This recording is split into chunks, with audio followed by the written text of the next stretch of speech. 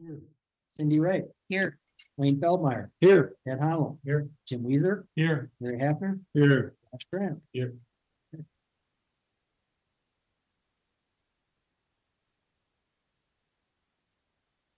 Can you read the meeting notice? Okay.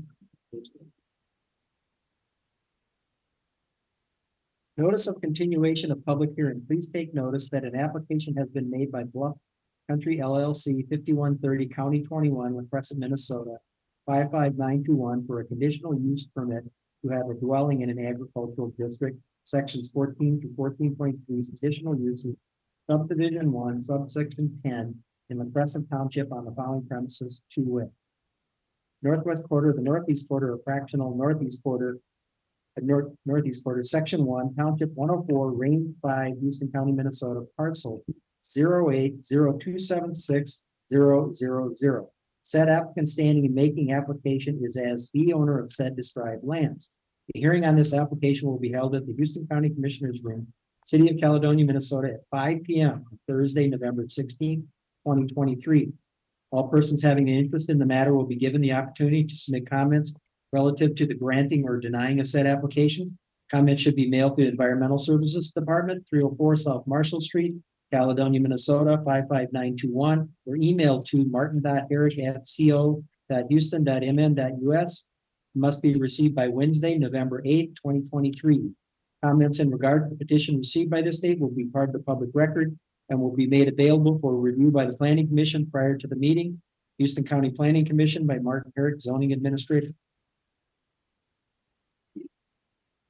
Well, if we could have the applicant come forward and just kind of go over the process again of the program, what you have in mind. I think everyone here.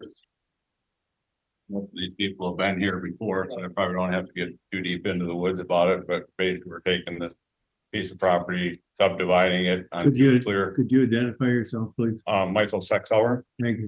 with Bluff Country. The two parcels, subdividing it, building a house on each of the clear quarter sections.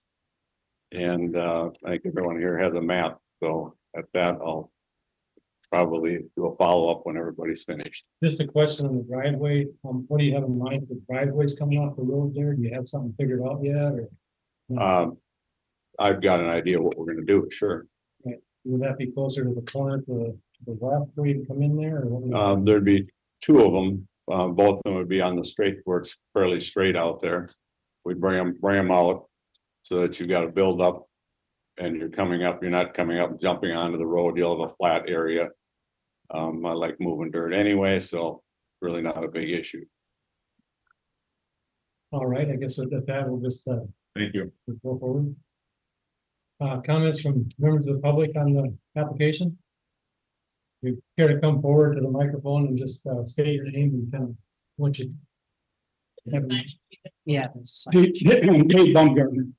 I respect this man as a military man, fights the work I was too. But I don't face you guys, face them, whatever you want me to do. But why am I against this? I didn't want this racetrack down by Moody Belt, but that went through. And I got cars coming in and out all the damn time. Lights shine right in on my bedroom. And I was against that, but that went through. Now we're getting this buildings going out up there and everything else. Now there's gonna be a zillion more cars coming in. There's a bunch of bullshit. It's farmland. Leave it as it is. Good. Any questions? Yeah. Any other comments? Just come forward if you want here too. Can you sit down too, please? That way you can hear better. It's no problem. John Bauer. I live next to the adjoining property. There's a few concerns I did bring up about the driveways coming in and out. Pretty steep bank to make an approach, first of all. Secondly, there is an Indian burial ground down there. I would like to know more about that. And thirdly, I've been informed that Rob and Dwayne Johnson are the ones that farmed it. Rob Johnson has signed a piece of paper that this particular piece of ground has not been farmed in 10 years. I've called the FSA office. I also farm a piece of this ground. I went and talked to the Johnsons and they were unwilling to give me consent for the records. But I do have maps going back 10 years to show that it has been stripped and it is in the program. So you say you farm part of the same parcel? Yeah. So how, it's not a very big parcel, so you just put a piece of it or? Well, I'll give a couple of these to you guys, Sure. if that's all right.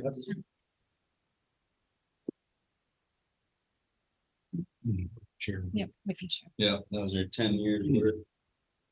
I farm, my house is over here. Good.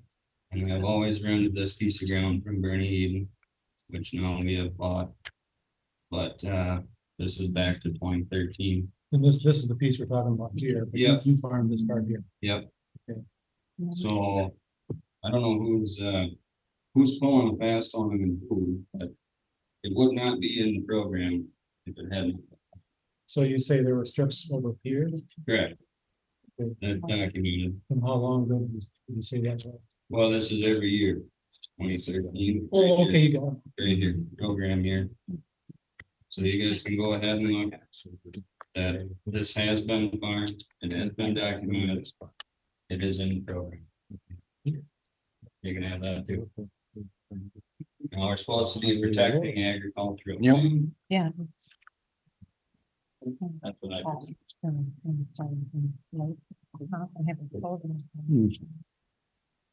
Today. Other county?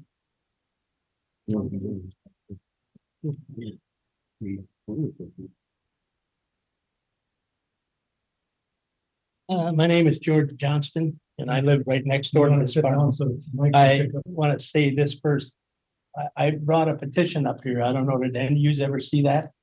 It's been up here. Yeah, I thought it was for the subdivision. It's for the whole thing. Okay, well, it's here. So, well, or I can give him this one. It's another copy. Give it to that guy with the green shirt. Here.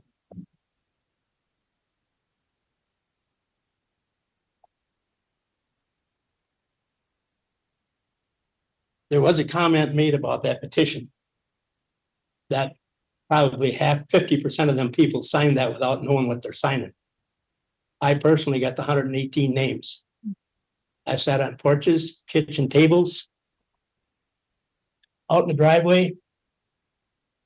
And each and every one of them was explained to what the whole situation was with that farm. So that each and every one of them knows exactly what's going on. I could have went and called a lot of them, could have brought them all up here, but they're all there. And the biggest concern on most of them is the use of this ag land. And there's a whole bunch of others reasons in there that they're all on there. And to me, if you go to work and approve this for them two houses, that's just a rolling stone into the rest of it. Besides that, if they can do that, then everybody that's got enough money will go to work and buy up these farms, split them into a million pieces and eat up that farmland. He's putting on prime ag land there as well as the rest of the property. And your biggest concern is prime ag. And the other thing is a lot of these small farms can't make it anymore. Like anybody knows, every business has to expand. Down in La Crescent Township, there isn't that much available land around. So when some of these small farms stop, these bigger farms like Johnson, like Ed Moldenauer that's here, they use this land. They add it on to their business can expand. Without that, then what do? Run them out of business too because they can't find any more land? It ain't like you can drive 100 miles to farm and make a living at it. So I'm just thinking that you're setting a precedence if you go to work and allow two houses there and everybody that wants to do this, I mean, you wouldn't allow somebody to go out and buy a piece of farmland and put a house on it. And the worst part of it is It's not, if a farmer and his son wanted to start the business and the son or the farmer had the business and the son wants to join his business, I have no objection to them having a house so that he can be on the farm to help that business grow. But to just start building spec houses on agricultural land is just more than I can imagine.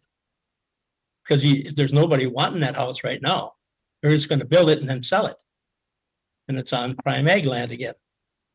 So that's the only thing that I have to say. Thank you.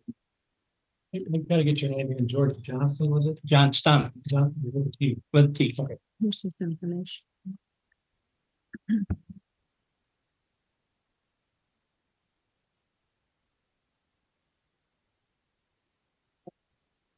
Good evening, Mr. Chairman and Commissioners. My name is Ed Walsh, W-A-L-S-H, and my address is 45593 Lost Valley Drive, La Crescent 55947. So, sort of as an outsider to this process, I have reviewed your zoning ordinance and your comprehensive plan to get a general understanding of what requirements and what conditions are necessary for you to recommend to the county board that a conditional use permit should be granted.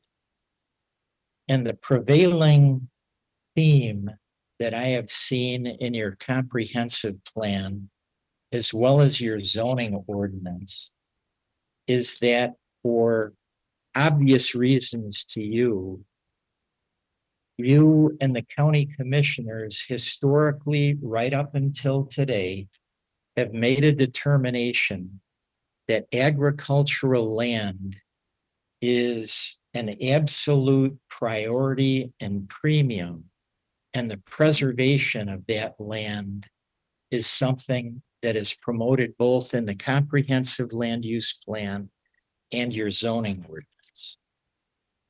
And I know you've read this, but for the record, I'm going to recite certain sections for you. Section 1.4 of your zoning ordinance has as its purposes recited in subsection 2 to preserve agricultural land. Section 2.6 says that the zoning ordinance should be applied with due consideration of the purposes and objections of the Houston County Land Use Plan. And we all know that the Houston County Land Use Plan places supreme importance on preserving and promoting and enhancing agricultural land in the county. Section 3.6 of the zoning ordinance recites and defines agricultural use. That definition is the use of land for growing and producing or the production of, quote, field crops. And it goes on, as you well know, to say a little bit more, but it also defines field crops because there apparently is some attempt to cloud up whether this piece of land is agricultural land. Was it ever farmed? Is it being farmed? Does it require to be tilled, as I heard the planner say at the last meeting? Your zoning ordinance removes all of that uncertainty and defines what is agricultural use and what is a field crop. Field crops shall include but not be limited to corn, hay, and many other crops. But I can assure you, much as Mr. John Bauer did with the maps that he presented to you, and many of you have driven down this road and have looked at this parcel for many, many years, as I have. This land has been either in corn or hay for at least 28 years that I've been driving by it. So this is definitely an agricultural use. And then your zoning ordinance, again in section 3.6, defines a conditional use. And a conditional use, according to your ordinance, shall only be allowed if the use or development conforms to the comprehensive land use plan. So one might sit back and ask, why are we even here? Why did this matter come out of the planner's office to be presented to you when it is fundamentally obvious this is agricultural land? And to do anything other than to use it as agricultural land to raise field crops would be a blatant violation of your zoning ordinance and your comprehensive plan. So from my perspective, if you wish to respect your zoning ordinance, and if you wish to respect your comprehensive plan and have it mean something worth more than the paper that it's written on, in good conscience, you can easily recommend to the county commissioners that this property does not comply, this application does not comply with the comprehensive plan, because it's not going to be used as agricultural use. It's going to be taken out of agricultural production. You can also tell the county commissioners that there has been no need demonstrated by the applicant to do anything on this property other than to leave it as agricultural land, so that the sanctity of your zoning ordinance and comprehensive plan cannot be made a mockery of by someone who wants to come in and clandestinely try and shove something through that would be an insult to your ordinances and your rules of law, which govern how this government and this planning commission should take to heart and do the jobs that you swore to do, and that is to uphold your zoning ordinance and make the recommendations that in your heart you believe are morally correct and are consistent with your zoning ordinance and your planning, your comprehensive land use plan. Thank you for your time, and I strongly encourage you to tell the commissioners to deny this request. I got a question, Bernie. Yes, So let's say Bluff Country LLC sells that to a hog farmer and he puts in 2 big hog units, 2,500 hog units. What are you gonna do then? I don't think this parcel can handle 2,500 hog He's got units. manure to put it on, land to put manure on, he could put 2 buildings in it. As long as it complies with your zoning ordinance and the comprehensive plan, that hypothetical hog farmer can do what he or she wishes to do. That's correct. And if you leave it in ag land, he's got open doors. And I believe unless you want to change the zoning regulation on that parcel or change your comprehensive plan, that is an agricultural use. And there have been other hog farmers in that area.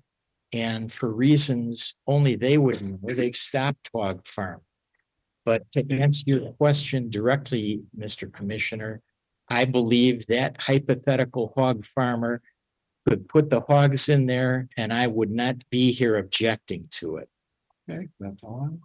Thank you. You're not gonna object to 2 hog setups in there, I have no problem. Thank you. You wanna smell the manure, that's your problem. Well, I used to ride my bike by Eric Abnett's farm out on Highway, I think it's Highway 6 at my Highway 6. And this is going back many, many years. And I would hold my breath as long as I could when I rode by there, breathe through my mouth, and then I started to taste the smell in my mouth. I never complained. I never beefed about it. I should say hogged about it. And currently Eric Abnett farms my land. I smell it too. I drive through it all the time. Yeah. I just wonder what your feelings were on that. What's that? They all like bacon. Well, I agree. I wouldn't give it up either. Any other comments? Come forward to the microphone if you care to comment about it. Come on.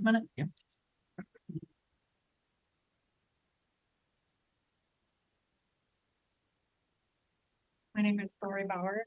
I am an adjoining landowner. Sit down. Yeah, that'd be my son, there. John. Yep. I am opposed to this development because I don't honestly think that there's been enough work done or shown to us as to what's going to exactly transpire. There's no road that's been showed to us where they're gonna approach it. It is zoned agricultural, which we have found out. I have fear for people who are gonna move in there, who are going to not like my cattle bawling for 2 weeks because we take their calves away. Or our combines running in the middle of the night because we're trying to beat the weather. Or our dryers making noise that I can hear from my house, which is at least a quarter mile away. I just don't think there has been enough input to make a decision as of yet. I think it's very far out. I think we're putting the cart in front of the horse, to so to speak. So I would like to, at least, I'm gonna oppose it, but I would like to know more information. I also brought up a question of, is this in a floodplain? In 2007 and 2008, that was all underwater. How are they gonna keep that from happening? You know, that was water all the way to my fence line, which is way above their fence line. So that's another good thing that I asked the other day and no one could give me an answer. So, Okay, thank you. Are you the lady with the flower shop there or I am. I thought so. My wife and I went to that place a few times. Well, thank you. We appreciate it. Yeah, taking it down a couple weeks.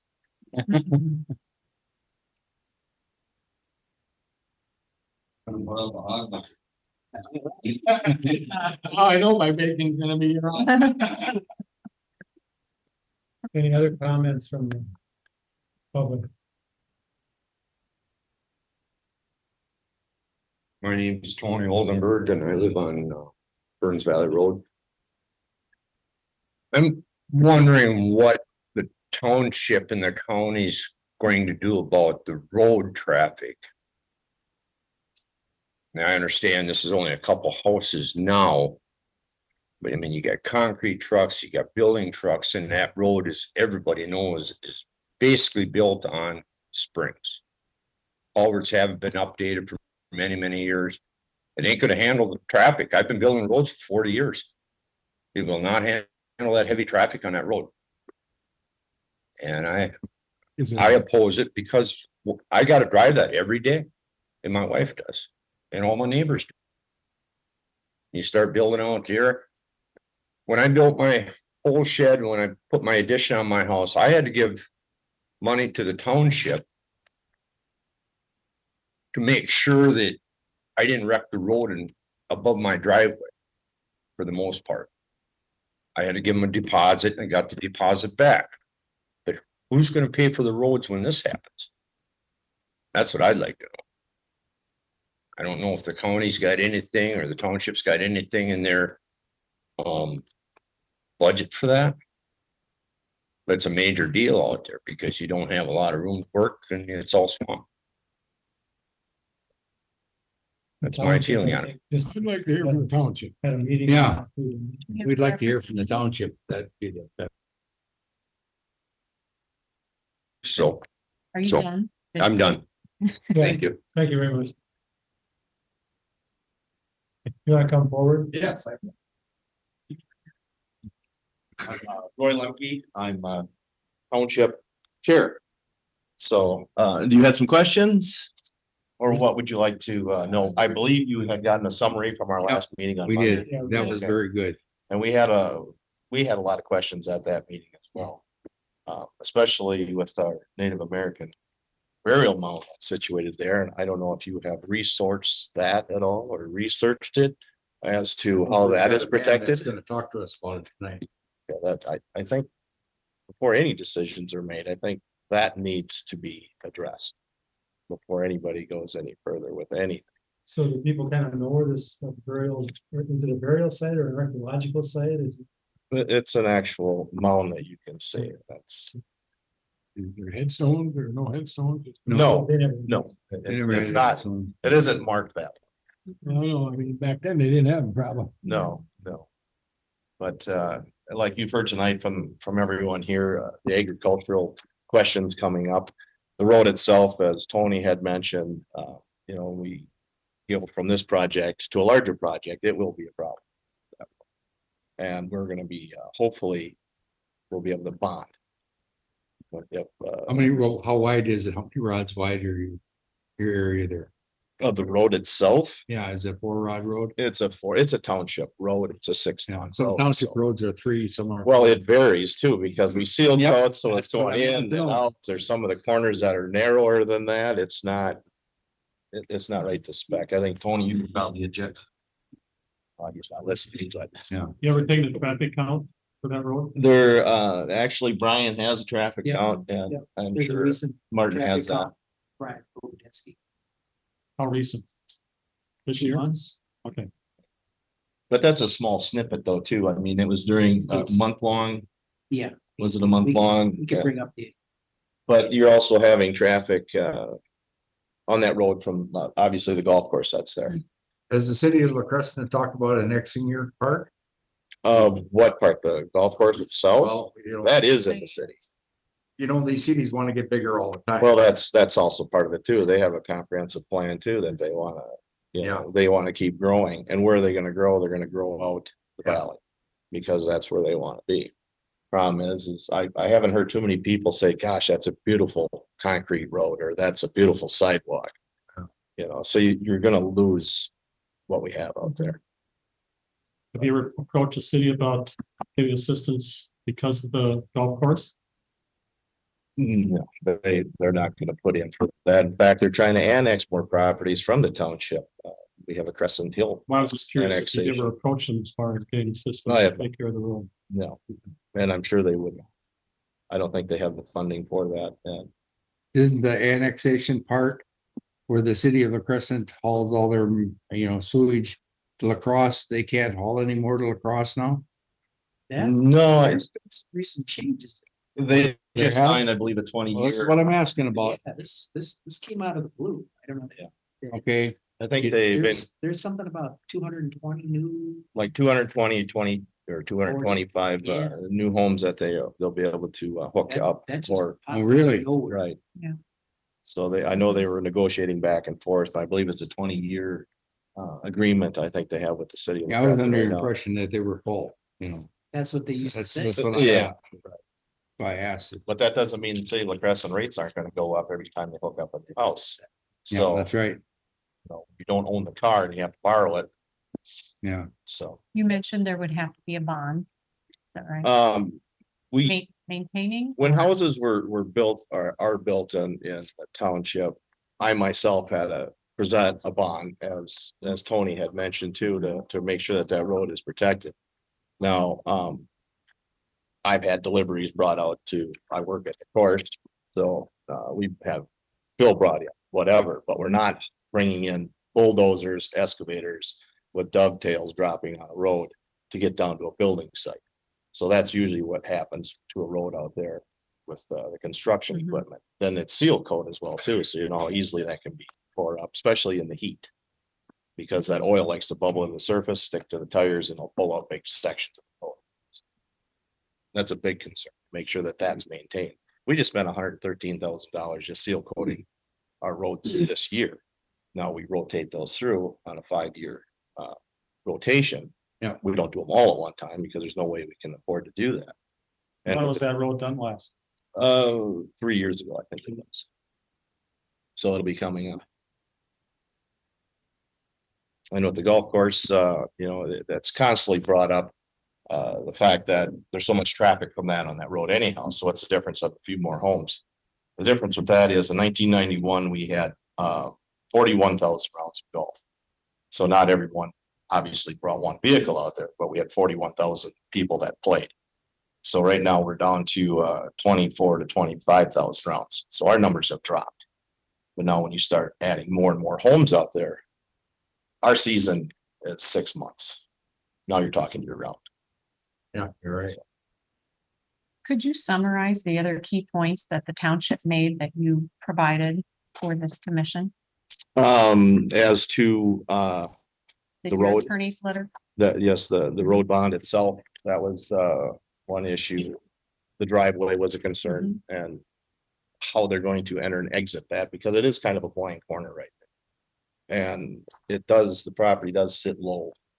So they're really gonna have to build that up. And he had mentioned, Mr. Sexel, about having one driveway. Well, that's probably not a good issue either. Because now you might not have just two people with two vehicles or two homes. They're gonna have 4, possibly more if they have more kids, because everybody's gonna be driving up through there. The other issue obviously was the burial mound itself. Addressed a little bit. I was trying to think of what else we had summarized.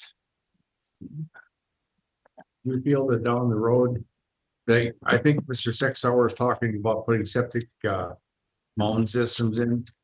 And Right. I do realize in the Crescent, some places where they had septic mounds, they put, you know, sewer lines in, so they had double expenses. Yeah, Is that? gonna I be know an someone issue that here? went, I know someone that went through that. He put in a mound system because his system had failed. And then the city came through and annexed him. Yeah, So he had 25,000 stuck in his mound system and now he has to abandon that and then paid another 30,000 to hook up to city sewer water. Yeah. Now, is that is what this we, gonna be a future thing down the road? for them to keep For this annexing out area, this way? yeah. Well, I don't know. If his company contacted the city of La Crescent with interest to have that portion annexed, I don't know that. But I can't speak for the city, obviously, at this meeting, what their intentions are. Well, the city came to you and said, we want to annex that. If they came to me and I owned it, Or the Right. township. Would be your answers to that. well, personally, I represent the township, so I do not want the city to annex any properties out there. Again, though, it's also zoned agricultural, so as was mentioned before, there are rules in place that are there to protect the agricultural land. Pretty good chance. I don't know if they have enough revenue or finance to make it that far right now, so. But who's to say what's gonna happen in 25, 30 years? I can honestly right. say I probably won't be sitting here. If you will, you'll have gray hair. Well, I'll be 60, so I'm getting there. So based on, just to go back to that letter or the summary from the Right. township, based on your information or lack of some information, We couldn't support it. you did not support it. Okay. The other question we had, and actually it was before the meeting, was the map that had been sent out itself. And Martin had sent this out, and I believe you have a copy of that. And when I asked about it, I was told that this section here should be ignored. Now, that would be west or east, I'm sorry, of the parcel where he wants to put the 2 houses.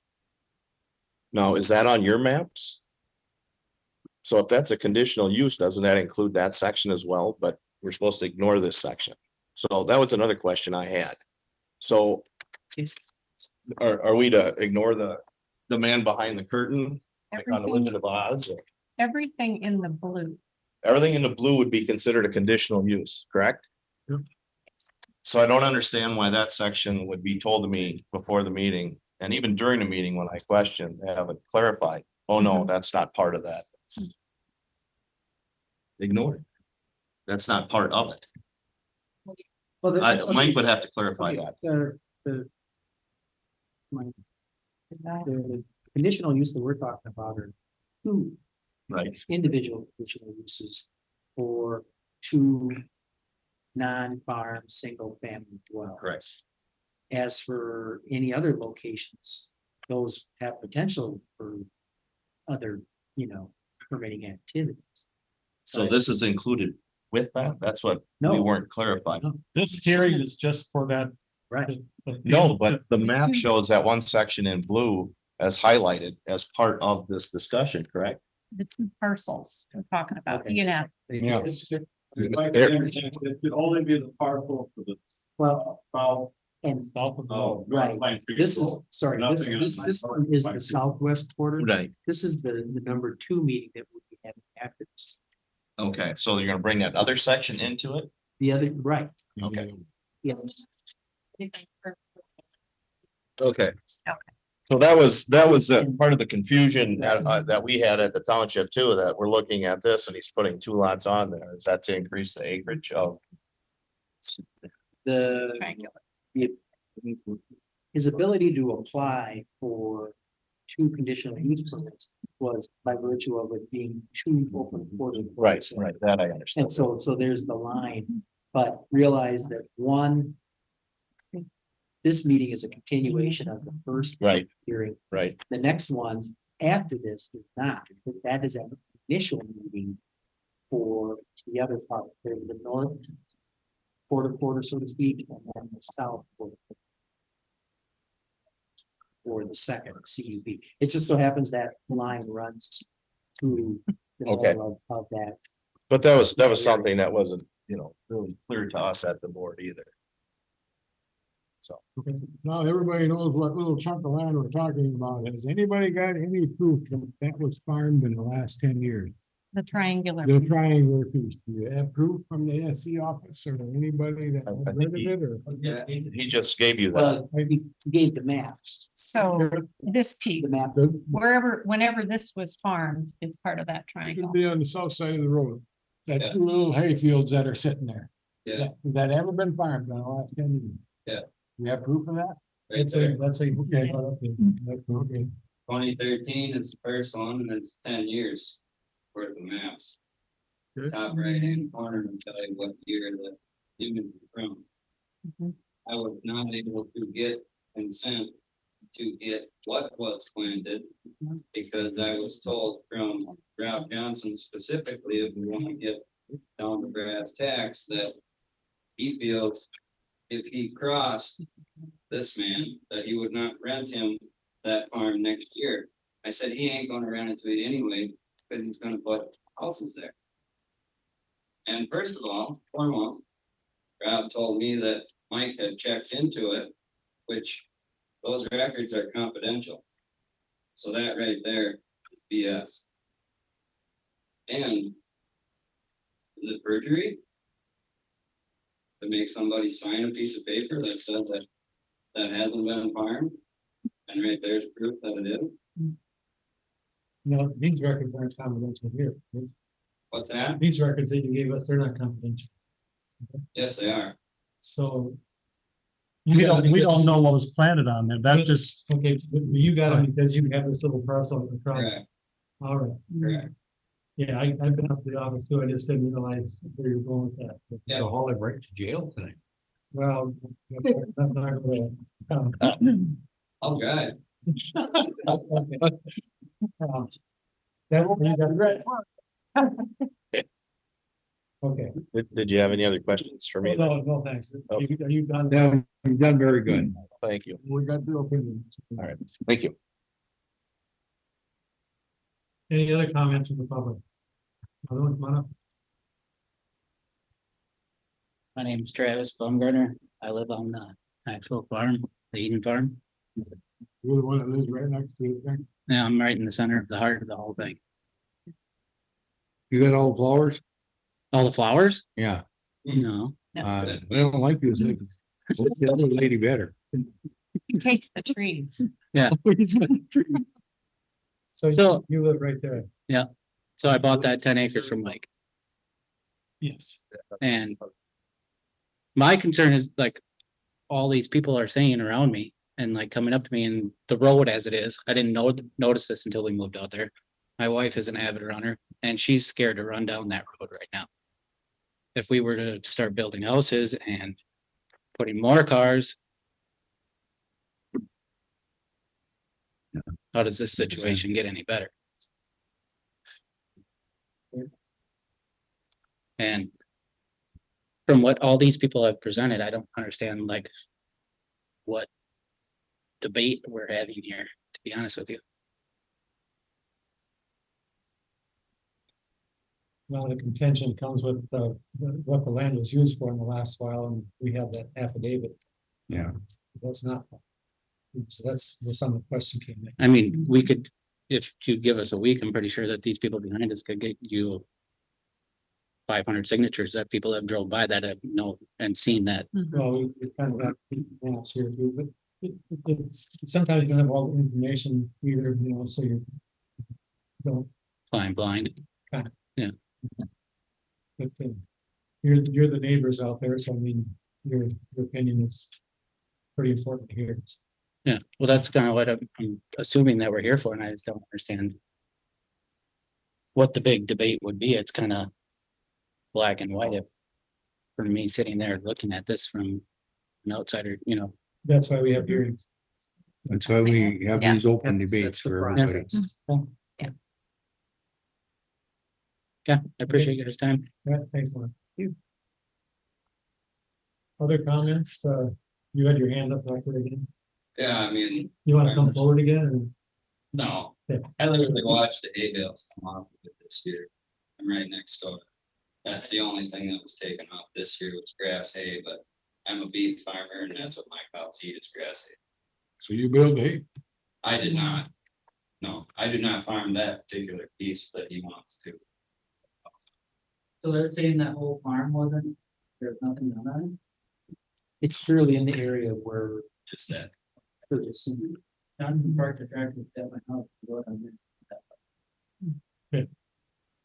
Well, there was corn right across from the golf course.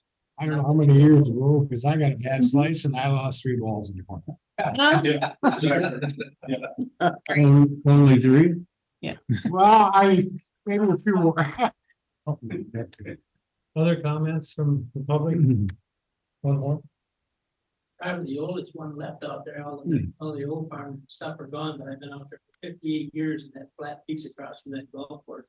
It's been in corn for 58 years, and 58 years it's been a bumper crop off for 2 years. They're how dry it is or how wet it is. The thing will not hurt. Well, I'm sure you got the reports on that, because they did a survey on it. 2 feet down is clay, and it's the best clay you ever see. Go get it on your floor, that's what you're watching. Water will not run. I don't, by my mailbox there, if you get just an average amount of rain there. That'll be water all year and then just pour out. You're talking across from the golf course. Yeah. That's a different. part. Yeah, just put that down below there, it'd be the same. Yeah, there's other questions that I've got, they decided to do that other one. But like I said, then a bumper crop of corn, I've seen others, wilted and gone. So you're a veteran of the area. Quite a while. Other comments? Come on forward. I would like to hear from the man from the whole chunk nations. I like to know what we got. Sorry about that, but I wanted to hear from you. Good evening. My name is Clayton Winsett. I worked for Matthew Construction for quite a few years and I retired due to health and I was enjoying life with my 2 grandkids and the president of the Ho Chunk Nation, who was just elected in July, asked me to come back to work. So I oversee our Heritage Preservation Department. And part of that is our cultural resources. And I received a call from Gary Denstead Tuesday night. And he was talking about this parcel of land here. There's other people that were when did you all meet yesterday morning? Monday.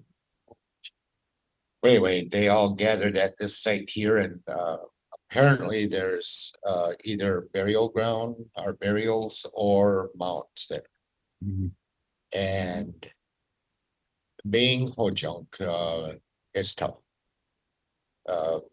We do a lot of dealings in the La Crosse area, La Crosse County, north there, Galesville, where even right downtown La Crosse, where they extended the clinic and Gunderson Clinic, and there was burials there.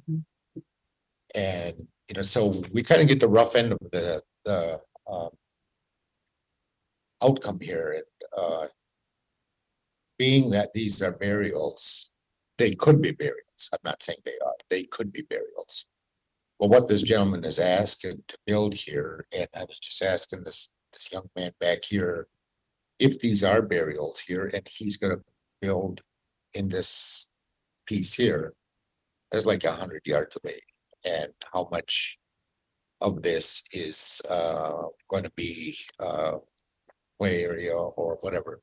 Are the kids, or the traffic, or whatever he plans on doing, whoever's going to live there, are they going to recognize this? I have a gentleman that works for me in our cultural resources. He came yesterday and they all walked through and tried to look at this as to what it is. He contacted the Minnesota State Historical Society along with I think it's MIAC. I forgot what it's called. Minnesota Indian.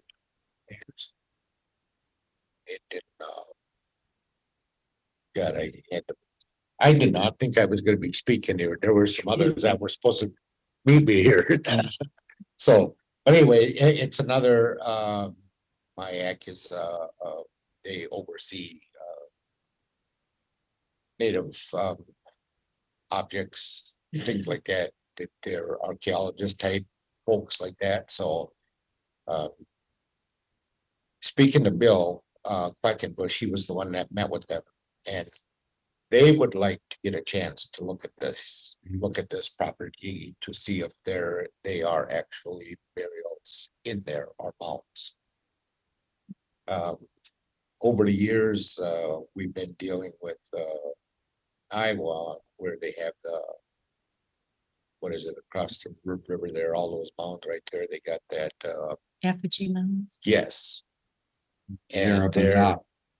no, they're right across the river from Prairie du Chien. Oh, yeah. Yeah, Lansing. Yes. Well, we've been dealing with them, and you know, there's burials and mounds there, and we were talking with them. They wanted to put pathways in there. Now, how is that gonna look in your local cemetery? Put a pathway in there. Well, we didn't want this. What they did was they built a walkway like 3 or 4 feet up for people to view these mountains. Been there. Okay, and I can't remember how long ago it was, but they approached the Ho-Chunk Nation again. And they wanted to expand these walkways, and even across whatever highway that is right there, they found some more back in it. So now they want to expand their visitor center to accommodate so many people. I forgot what they had a year that came in there, but they wanted to expand their visitor centers, and they wanted to add more walkways. Okay, so this was probably about 10, 15 years ago. So now, where we at now? Is that going to expand even more? Are they gonna, you know, where does it end? And here, I can see, you know, that if there are mounds there, you know, we had a debate with a construction company down in the Madison area. It was across from the casino there. There was a farmer that sold to we were a construction company. They found a bird on there. I forgot what the wingspan was. It was like over 100 feet. And I forgot what the size of the bird was, but this farmer wanted to try to pick this up. I don't know how he was gonna do that, but he claimed there was $1 million or whatever dollar amount underneath there of rock. He wanted to move this. And I give him credit for coming forward, because if he did demolish it, it was $1,000 fine. But he put up a good fight, and, you know, we ended up winning, not bragging, not just saying, you know, what his what he wanted was to try to move that, and it was for the rock underneath it for the money that he would make off this So- profit. Get it back to this one here. Were you on the site yesterday? No, I wasn't. I'm Bill Quackenbush's boss, and he came over here. I talked to Gary the night before. And I contacted Bill, and he contacted the State Historical Society, and then this MIAC, it's called. So I guess what I'm asking right now is that if whatever you decide, if this could be looked at by the state historical, what's that called? SHPO. Stated, yeah. Yep. State Historical Preservation. Yes. And by the MIAC. So this is the burial ground. Are you gonna fence it then so everybody knows that they can't be going in there? Or You know, kind of sign saying it's a burial ground? Or are you gonna fence it so people can't go in? that I don't know. I don't know. We have a few parcels in Wisconsin that we tried that with. Didn't work. People crossed over them anyway. See, So. I was a supervisor in Yucatan for years. And when they put 13 through there, they found a young Indian boy buried sitting up with a hatchet in his head. And that they sent that burial down to the Decorah Museum. And you know what? Later on, I found out that the Indians, you know, we had it was like a bishop, an Indian, you know, holy man. And he came and he did all the work to get everything done right there, because Yucatan had a lot of Indians in the area there for a while. It's nothing to go in Yucatan and dig up around some guy's farm and dig up a campsite. Right. You know, it's just the way it is. But you know, it's like this. Those mounds, that's sacred for you. You know, it's just as sacred if it would be our mounds. Right. You know, and that's what we really got to consider here. You know, because I wouldn't want people digging me up. And you know, that'd be a lot of digging for you.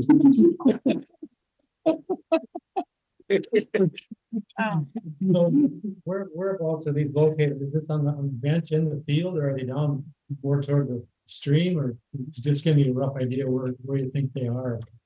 They're down on the other side. All three. They're down in the bottom. Up on the plateau. Okay, so it's off the bench a little bit. About 150 yards. Okay. That And you guys in the area must have known they were there. I mean, it's gotta be, somebody must have known. Can I walk up there? Yeah, bring that other guy behind you with you. There's enough chairs up here, you can always kind of put them. Oh, I think. Johnny, where's the spinner? Good on this one? See here? This piece we're talking about. Yeah, we have all kinds of maps. We've got maps all over here. Or look at this one. Oh, That one is pretty cool. right there.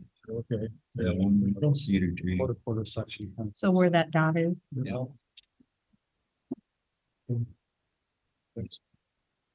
Where we want the building. The house On the is top. right there and then it's. yeah. So it's fairly low in there too, right? By the creek. Has the water ever been over the top of that? Yeah. Yes. Partial. It has. This is what we're talking Here's that, Okay. the mound, and here's the creek.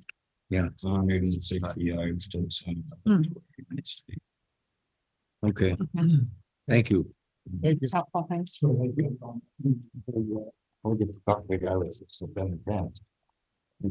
As far as the building part goes, I think a person should be able to build if you own the land yourself. But as far as his burial ground goes, this burial ground has been entrusted to my wife and I for the past 37 years. Yeah. It's been in the Eden family, of which my wife is in Eden, one of the last remaining Edens for over 100 years. Uh-huh. My only concern is that this burial ground. As the building sites go, Just I tried to get a condition, or I tried to get a permit to build out on my father-in-law's land when he gave it to us when he passed away. Yeah, And the Crescent wouldn't let me do it because there wasn't enough land going to the farm. yeah. It doesn't meet the criteria, it doesn't meet the criteria, that's out of my hands. Yeah. But this burial ground is something to us. And Well, I've been, it's your history. pardon me, It's the history. It's the Oh, history of yeah. our whole country. like you said, I can see somebody building a house on that hillside and they dig something up. Yeah. But this is a Yeah. burial ground. But you know, that's one thing we should consider here. If we okay this, that if there's a burial grounds there, there should be an Indian representative there in case anything gets dug up. So that it gets. I've taken had care people of arrested correctly. for going. Yeah, we're gonna go on this. We gotta do it right. You know, Can we get your name? My name is Ed Haberline. My wife's name was Mary Eden, it's her uncle, last relative that she had that passed away here.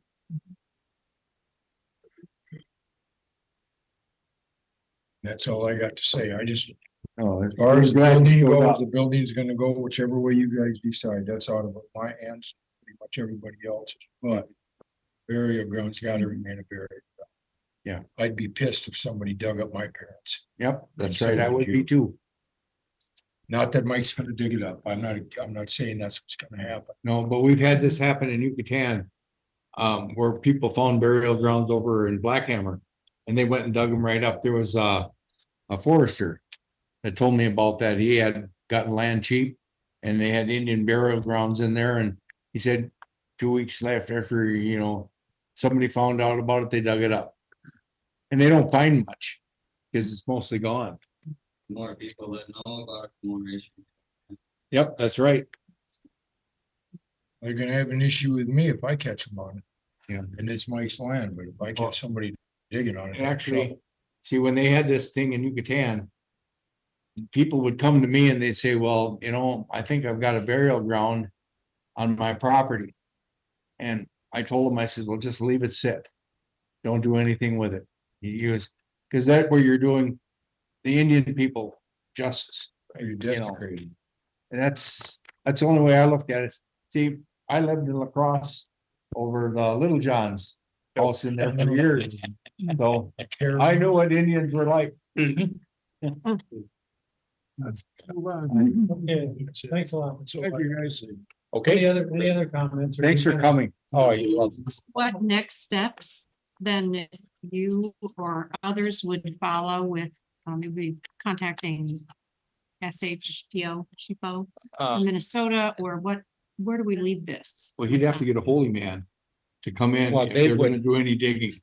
No, Yeah. Okay. the state SHPO archaeologists would come in Okay. and they would dig. Yeah. Okay. And if they found anything. Yep. Then they would make their remarks as to is it a burial or not? And some of these mounds, where was that? I don't recall where it's at. But I, you know, for Bill Quackenbush and these archaeologists, it's amazing work, what they do. And like I said, I worked for Matthew for a long time. And If they come and determine that it is a burial ground, then what do they anticipate to happen? Do they move it or do they require it? I mean, To be we would prefer if what kind of a it was marker left. there? That would be what they normally do. They don't even like to dig it up. They like to take, Well, whatever they do to determine it is, Yeah. then what do they intend to, what would be the What would they do with it? If at all possible, leave it. Yeah. Okay, and they put a marker there? No, they don't even put markers there, Okay. because they've done it in my fields. Okay, we got one more comment in the back there. I just help you out. What they would do is they would put it on their records, the SHPO office does, and then if there's any sort of construction project within a mile, they're gonna have that and they're gonna say, there's something in the area, you need to check your site to make sure there's nothing at your site. They map it internally and it's not public information because they don't want it to be public. No, they don't. But they don't do anything with it, but keep it in their records. So if anything in the vicinity is going to happen, they can notify you that there could be potential on your property for the same. And then what would be the? They would result? make you do a geological study on your property to determine if you had that on your property. which And is then basically you geological- determine it's there. What's the next step? It'll be it'll be, They would have to work around it? it'll be Well, protected with a buffer it zone. depends on what your construction. They just want to know that they're. Sure. It's the size of this room. A lot of them have a buffer zone that What's that? It's the size of this room. What is the No. aerial ground? No. Yeah, No, pretty good size. really? See, there's other locations in Yucatan that where the Indians used to make arrowheads and stuff like that. And those areas, we know where they are, but we don't tell nobody, and we just leave that sit. But there's people that come out and try to find like the stones and stuff like that and to make bread and stuff like that, always there. Okay, I think we pretty much got. Yeah. Everybody's satisfied that they got their chance to speak. One more. so You wanna come, you wanna go back to the seat in the back there maybe? Sure. Okay. Thanks a lot. Thank you for coming. Come up, man.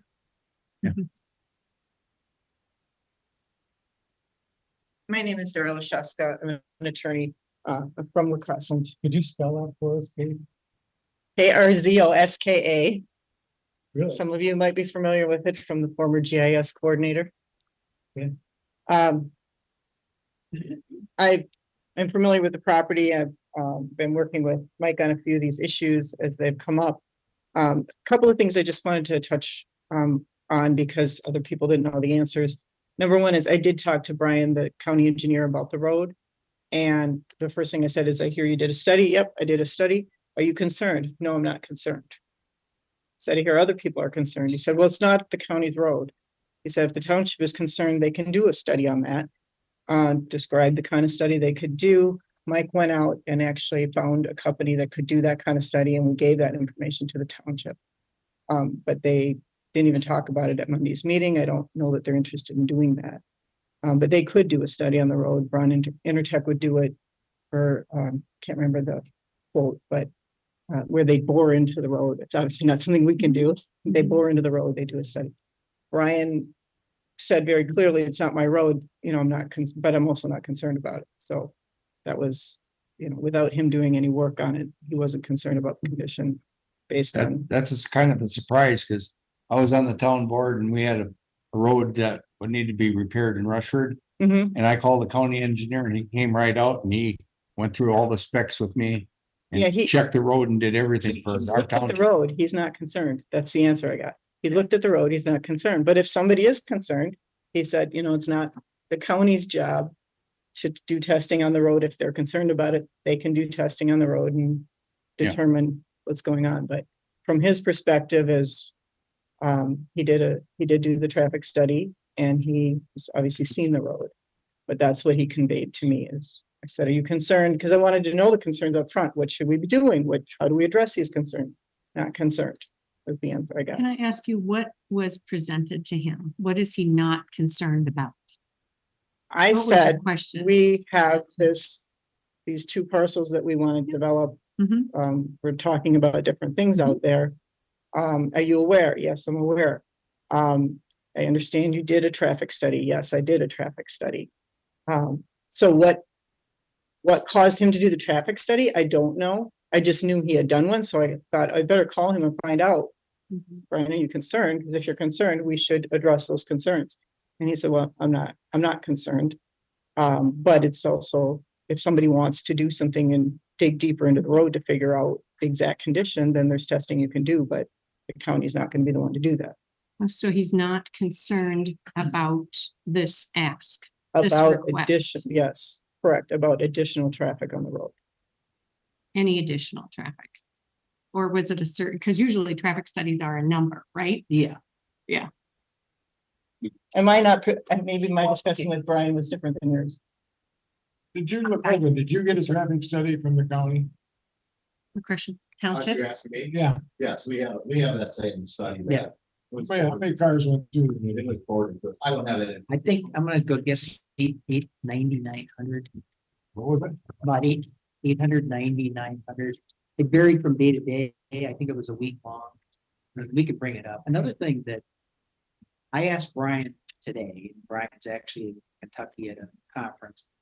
You know, and I just said, just to be sure, following up on Monday's questions, I said, so key point is these are township approvals for the road. But for the subdevelopment, the county will get involved with that one. If that were to come along, we certainly will be involved with the subdevelopment and the review for the traffic on that side. And that is definitely part of the process. So, you know, I mean, I don't know as though that's confusion right here. I think people get that part, but Brian's comments, and I could probably even bring them up, is that correct? That these two activities are township activities. The future activities will be. What is the self-development here? Oh, no, the two CUPs that we're talking about. That those are township approvals. Was he concerned about the additional traffic on the road? Oh, sorry, we weren't talking about everything. We were talking about who would do what. You just made mention of self-development. Well, okay, where I'm going with talking about, I'm making the distinction between the two CUPs versus what Mike would like to do across the road. The other 23 houses. Well, his 25 or whatever number of houses that he wants to put over on that other field. And so with that goes through the planning process that would have. And then the engineer's review, and part of it would definitely be traffic loading, transition, site distances, sub-base conditions. General thicknesses of pavement. That's a different deal. Exactly. Different issue. That's a Yeah. different issue. So did you have something, Township back there? Well, yeah. Hard to get on it. We're talking about kind of two different things with the road itself. Mhm. In that instance, and they're talking about developing future possibly. Right. Section at homes. That's the biggest concern of these points. There's some things that need to be cleared up. Who's paying for these moorings, how it's going to be done. That is completely a different issue. When we're talking about this. So that we can kind of leave off the table for the night, I would think, the other concerns. The road is a concern, but it's not, it's more of putting a bond on anyone else. It is not setting a precedent, so who that be done.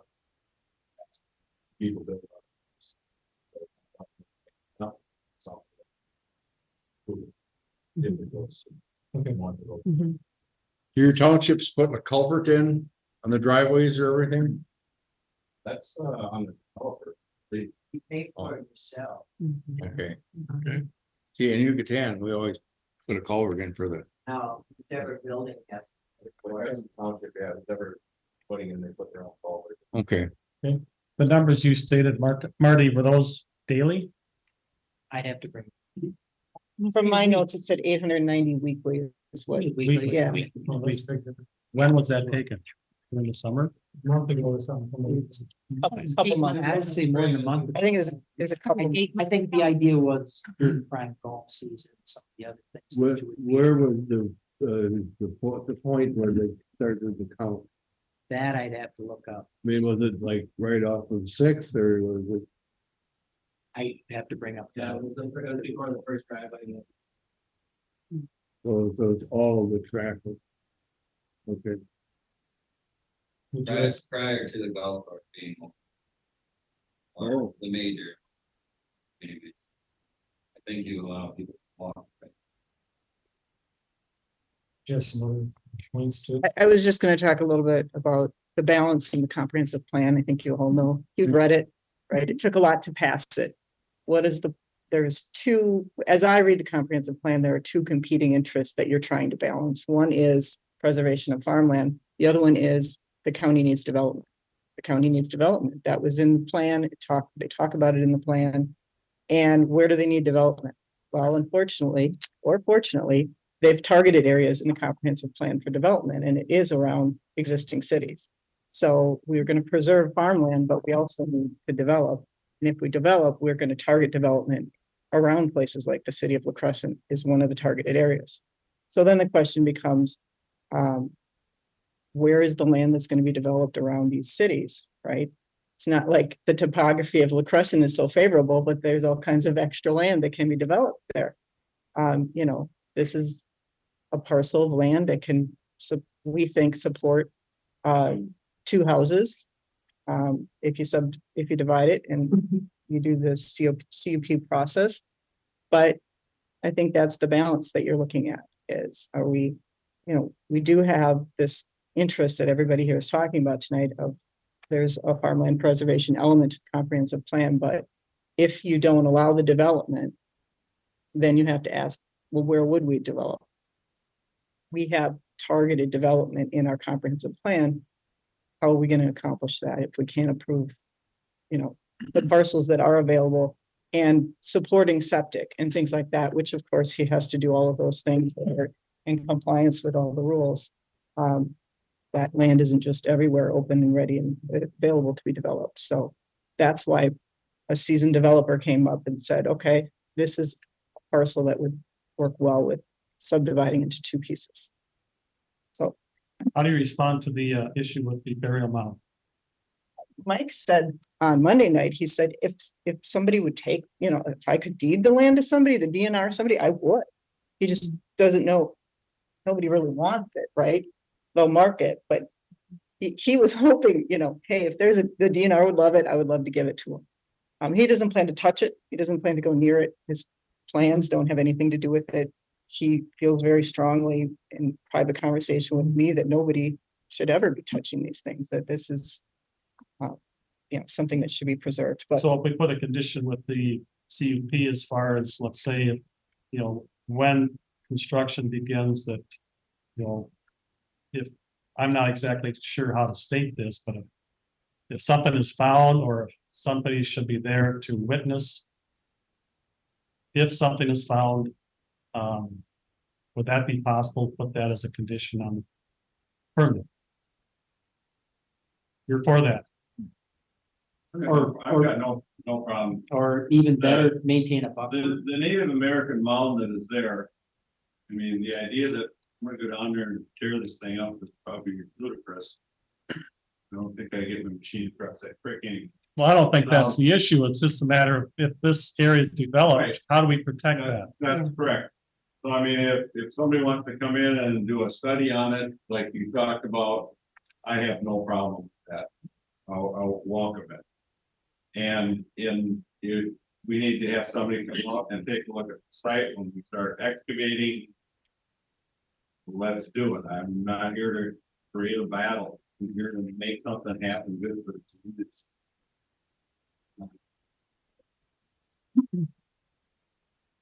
the last thing I was going to say is, you know, there's also competing interest in the fact that they're concerned at the township level of how they're going to pay for the road. Well, how you pay for a road is to have more taxpayers to pay for the road. So you already have what really is a residential housing base that spreads along that road all the way up to Pine Creek. So is it more natural to add a couple houses there that can help support the road? If you're looking to develop from the county's perspective in that area anyway. That was what I had to add. Thank you. Thank you, thank you. If the taxes are supposed to go up, and you're gonna chip away at farmers lifestyle, take his land away. Little by little, there goes profitability. Then we're gonna build a house, and then we're gonna raise taxes, so we're gonna hit you twice. Right?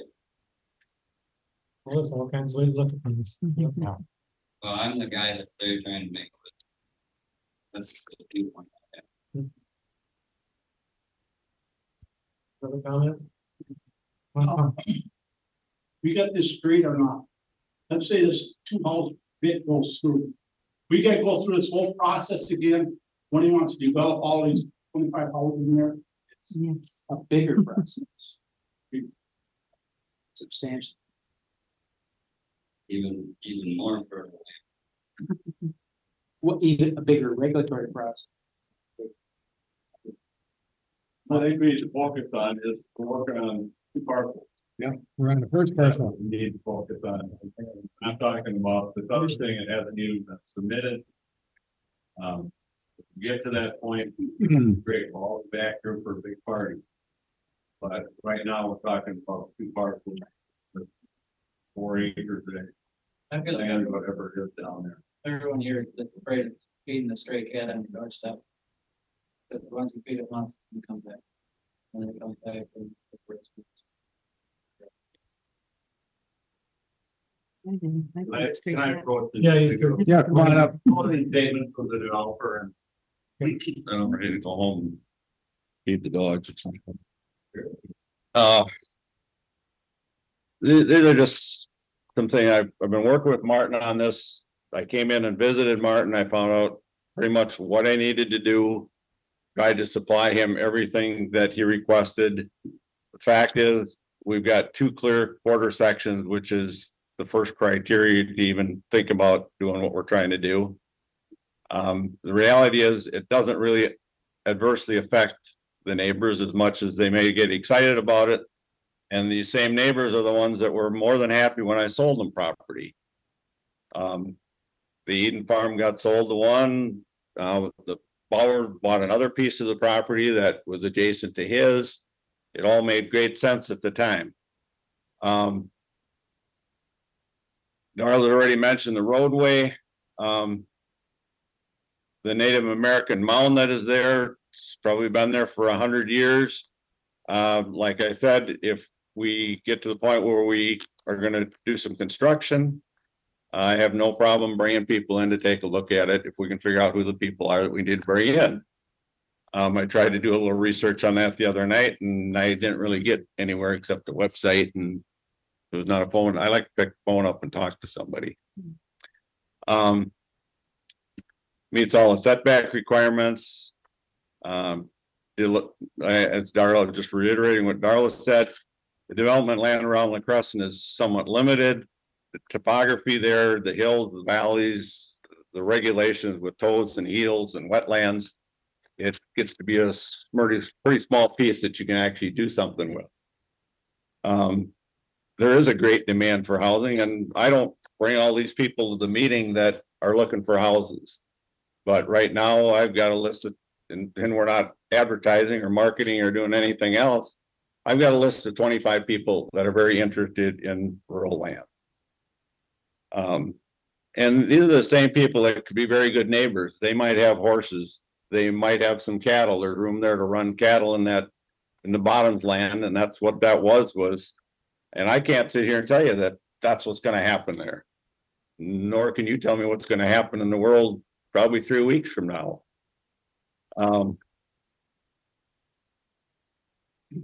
you don't have developers standing in line, I don't think, to try to do something positive for Houston County. I've been working in the area for quite some time, and hopefully what I produce is it's good quality and it adds the quality of life for people in the Houston County area. The comp plan does reference residential development. It's kind of hard to get through all of the ifs, ands, and maybes, but at the end of the day, we could be creating homes here for some great new neighbors. I normally get along with everybody, but that's really all I got to say. I'd like to do this project and, hope you see the light. Thank you. Are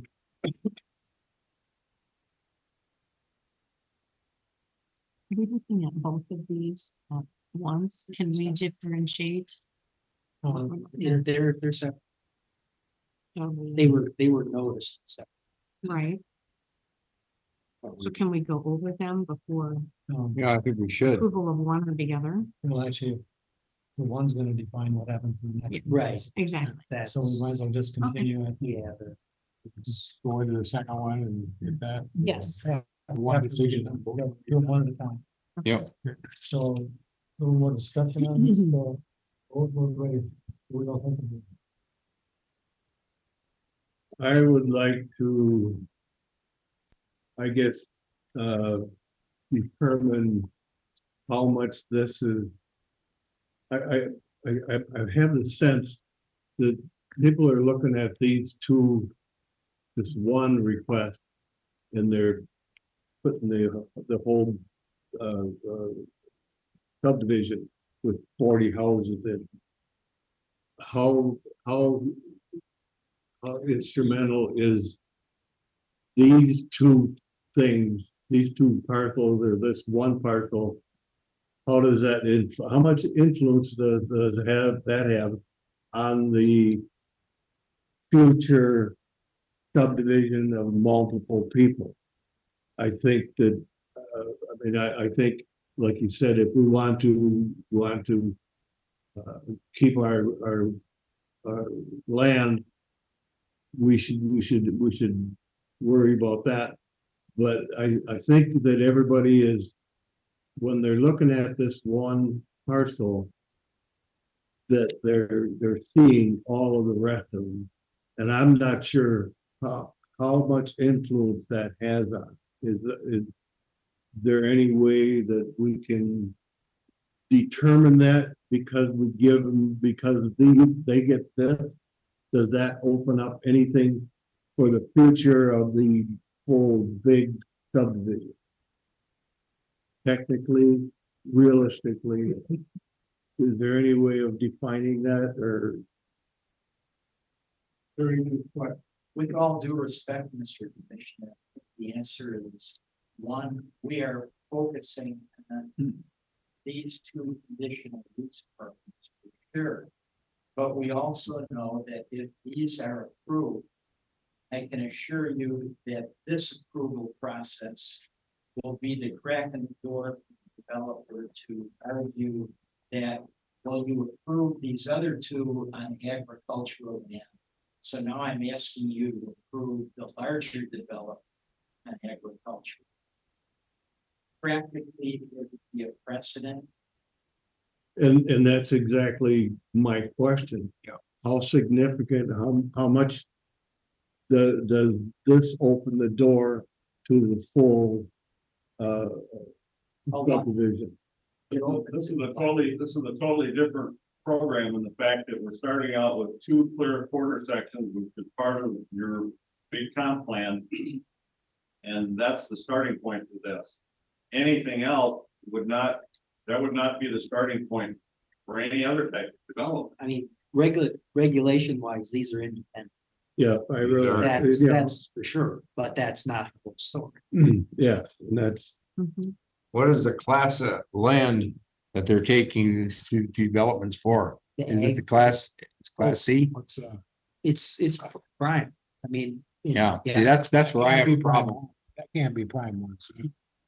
Not one. I mean, in terms of the number, Was it prime 3, 4? Prime 3, I think. it's less than 3 because 3 is the cutoff for primes.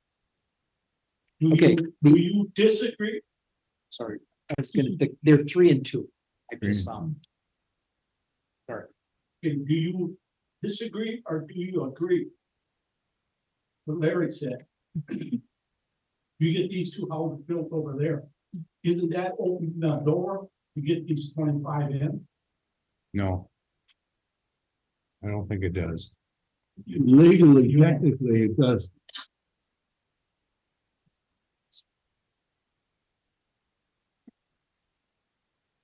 I guess the way I look at this is I'm looking at the standards that are set forth in the ordinance, and I broke it down that way. And says right in the handout, conditional uses, dwellings, single-family non-farm dwellings subject to the following.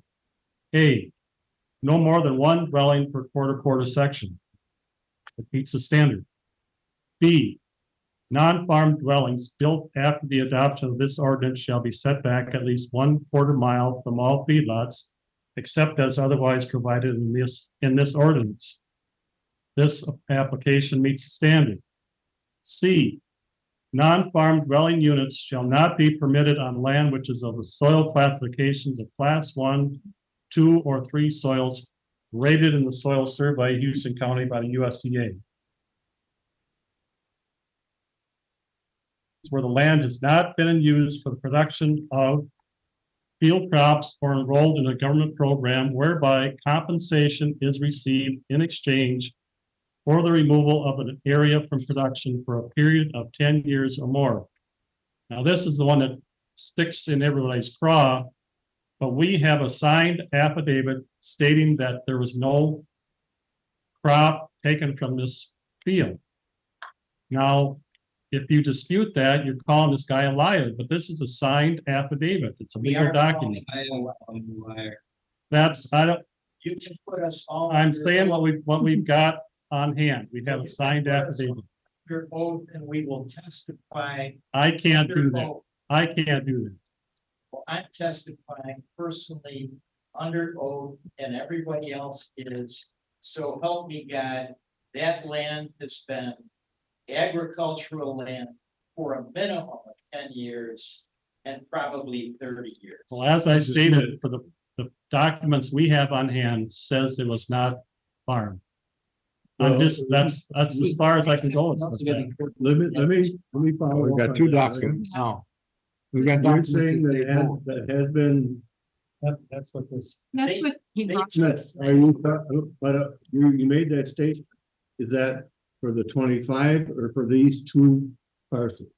They both have been. I've got Okay. the proof right. This is actually FSA maps here that do show. that. Correct.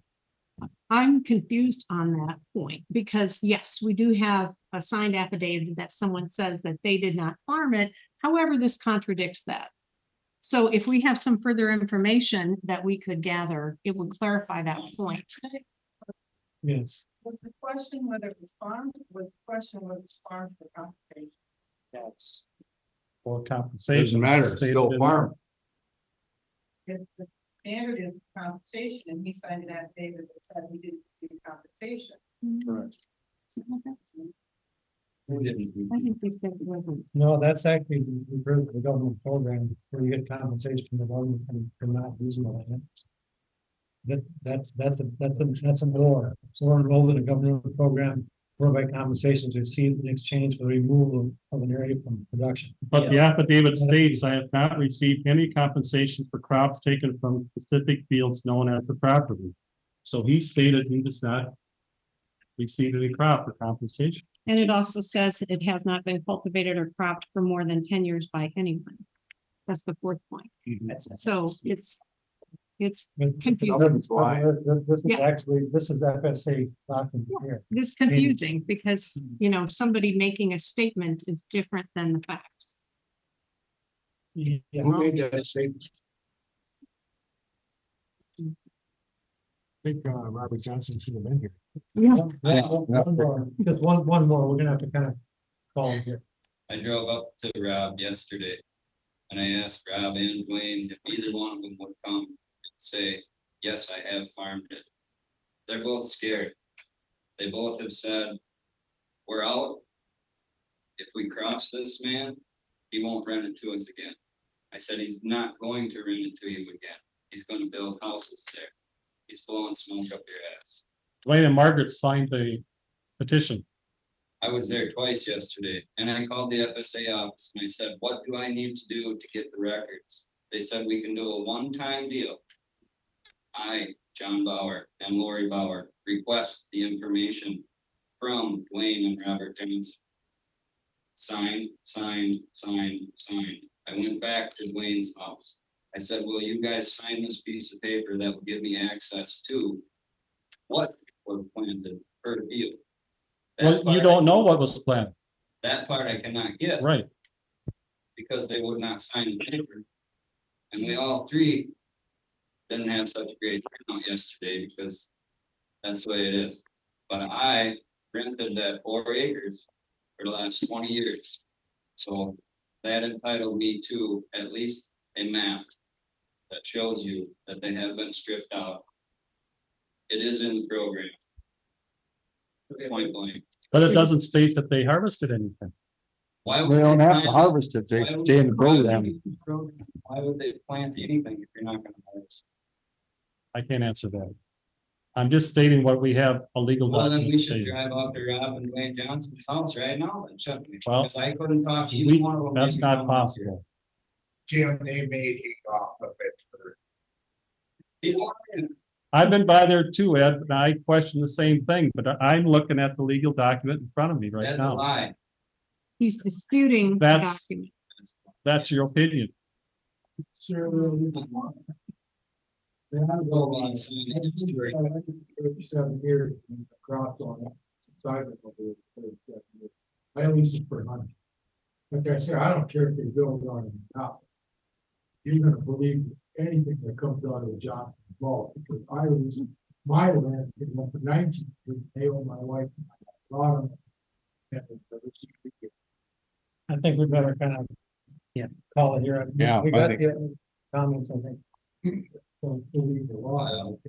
Isn't that perjury to lie on an affidavit? Yes, it is. Yes. We need to find out more. I guess Larry's in the bathroom here, but If people want to talk. just go ahead, I guess. One more comment on each of you. Some people. Probably doesn't mind. I would probably. I've been in that program. I do have to record my acres that we plant playground. Few for this to the FFA. I went out and personally picked those papers up. And we were to land. Which should join the property. That affects our, purchase. That's how that land is on that map. Our land is on that same map because it is joined Bernadette property. So we rented a piece of property that is joined on the property, that little 6 acre house. And Johnson rented the rest. You said you rented it for 20 years. We have, Have you ever put corn in it in 20 years? well, the piece that I rent has been corns every year I've run. That's at 4.09 acres. It's across this. Be on the west side. Mr. Leslie, you have one more comment? Yes, I'm not sure. I guess looking at it as a historical side of it, whatever you decide that, I guess I would ask that you allow the state CHIPO and MIAC to come in there and do their study as whatever your results are, or whatever your plans are, I guess. The Ho-Chunk Nation would like to, not be a part of it, but be, well, I guess it is being a part of it, but we want to know what the outcome is, what your results are. Sure. Whatever you guys plan on doing with it, whether you go ahead with it or, but I would like for the state CHIPO and MIAC to be a part of this and We did, get their recommendations as to what's going. we have sent emails to the Indian Affairs Council about 2 months ago. And I did contact their secretary, that said contact Celeste, I can't remember her name, in early October. We haven't heard anything. Right, well, when my guy came here, he contacted them too, and they wanted to look Okay, at the, that's great. so. I guess from what I'm understanding is it might put a hold on whatever the building. It's It might set it back. So Okay. until they find out what's there. Yeah. A real key important thing tonight to remember is that we put a 60-day extension on, and after December 2nd, if we don't act, They get it. he gets it. So we've got to come up with a decision. Yeah. So how do I have who do I have my guy contact over there? to find out contact what's- Okay, can I get your information? Sure, absolutely. Okay. And what do we do about this affidavit? Well, my thinking is we gotta go with the county maps. USDA, it's a conflict. Doesn't say, and also the point 4 on the affidavit, if it says that no one has cultivated or cropped this property for more than 10 years by anyone.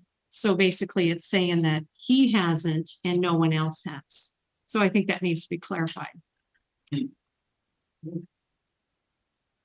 So what we're really looking at is the last 10 years. You rented it for 20. Well, my piece.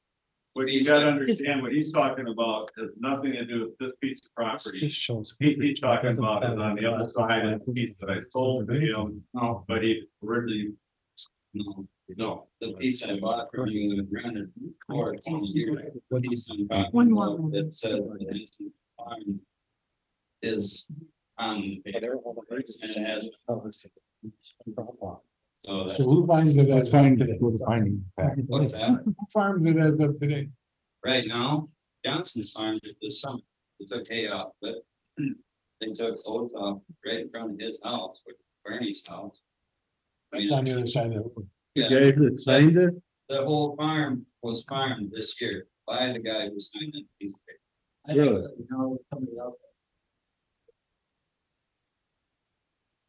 but you're saying last year they took it, I'm sorry.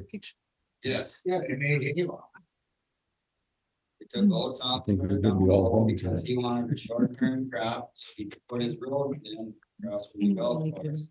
And the rest of the farm. See, this all comes down to are we gonna start Last year. there taking was care of the 20. land On this, and Not on using that it small for. piece. no, on the small, no, The whole farm was farmed by the people that signed it. but not the two Right. parts. Okay. Yes. The farm was farmed this year, You took a hay crop off the one of them parts. correct, All right. both of them. Okay. All right, we're gonna close the input part of the meeting and more discussion up here. You guys want to discuss any more before we go further? Or Well. We take the information that's in front of us tonight. We cannot, I don't think we can allow this. Any other input? Mhm. So I guess with that, I'm saying, like, somebody that sues this guy, he might go to prison.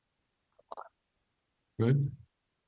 I think it needs to be That's- clarified, Yeah. that, or maybe the second question is to ask, is this exactly what we're talking about? And somebody signs a document like this. I guess. Well, I did ask Sam Yant. Yeah.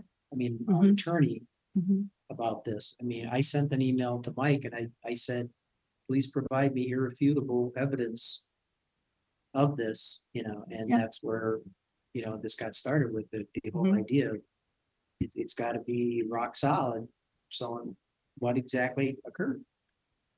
And normally this should do it with the affidavit, but I think that we have a conflict. So you can't go with one piece of evidence or fact and not another. Yeah, I I'm just agree with that. I mean, That makes sense. If he was here, he'd put corn in it, then we'd have something, but he's not here, Yeah. and we got this to show that there was crops, so. Isn't that what an affidavit is for them, for when you're not here? That's why you sign them. Supposedly. They're scared. well, I think they're both legitimate legal documents. I think you're right. And we need to do something. We can't continue it again. No, we're there. I mean, okay, the only way we could potentially is if Mike would agree to an extension. we could continue, but it's up to Mike. I think we need another step, though. What do we need? And he would need to know, what does he need to do? I'm just Yeah. talking. Yeah, Well, I think we should make a resolution or and bring a thing forward and say, you know, we've got two different types of information here. And if we can't clarify it, we can't allow it. That's the only way you can do this. Yeah. You can't make a mistake going forward. You're better off to make the mistake and stay backward. I mean, making that decision, Yeah. that mistake, yeah. well, like I said, they're both legitimate documents. Yeah, they are. That's the issue. Thing is, we can't table it, we can't move it forward because extensions are there. Yeah. So I mean, CUPs aren't intended to be to the scale of other things. And realize that at the CUP, there's also a building permit that would go along after the CUP. Yeah. So it's a two-step process. So what would be the information? Well, we'd have to have him come in and Robert Johnson and swear to this. But that's the thing, I don't think that does us anything. Yeah, we did. Change the thing here. You did that. Yeah, because of him, no, the, Incremental to that, yes. Every person in this room who says they've seen that property farm will sign an affidavit and give it to you by next Monday. yes, If sir. we would have known this affidavit existed and you wouldn't accept our word on this, we would all have signed it. I didn't hear about it till yesterday. The landowner or the farmer or the farmer can get that FSA maps for the properties. Say it again. You got the adjacent FSA maps, but the landowner or the farmer can get the official maps for that field. Maps you have are for the adjacent farm. You can get the one from that one from land.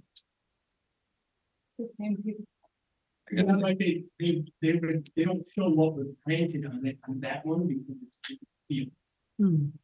You can get it for that field. No, it's on. It's on. It's on. And then- One last thing. Okay. Yesterday when I asked about this, I was told from Rob and Dwayne that Mike had looked into it. That also is a lie because it's confidential information to the farmer per farm. I have 7 farms that we rent. All that information is proprietary to me or to them. They were unwilling to give it up. So that's the best I could do. So actually, you don't know what they reported as being I on don't. that field. I don't know what was planted per field number, no. Right, so, But the best thing I can do is give you the map, that it's in the program, that there are strips. right, They're but you don't actually know what they reported to the FSA office. Right, I don't know what they have. I'm just telling you that it has been farmed. Okay. But I'm going back to the fact that you don't know what they reported to the FSA office. All you know is what acreage each field is listed as. Correct, and I watched the crop go by my driveway back to their farm. So I accept that, but I'm saying we have a signed affidavit stating they did not receive a crop from that field. because they were told that Mike checked into it, which he can't even do. That's your determination. I was there yesterday. I was at the farm yesterday twice, Okay. trying to beg them to come here and say that they would. What And I, they said to me. what I am "Can't saying, win against money here." what I'm looking at in front of me right now is a signed affidavit. And you're showing me FSA maps that do not tell you what crops were planted on that field. No, but that it has been farmed. So you're accepting a signed affidavit from someone who didn't want to come to the meeting over the word of professional farmers and residents who have seen hay taken off that land for a minimum of 20 years, And it's. in 58 years. And it's in the program.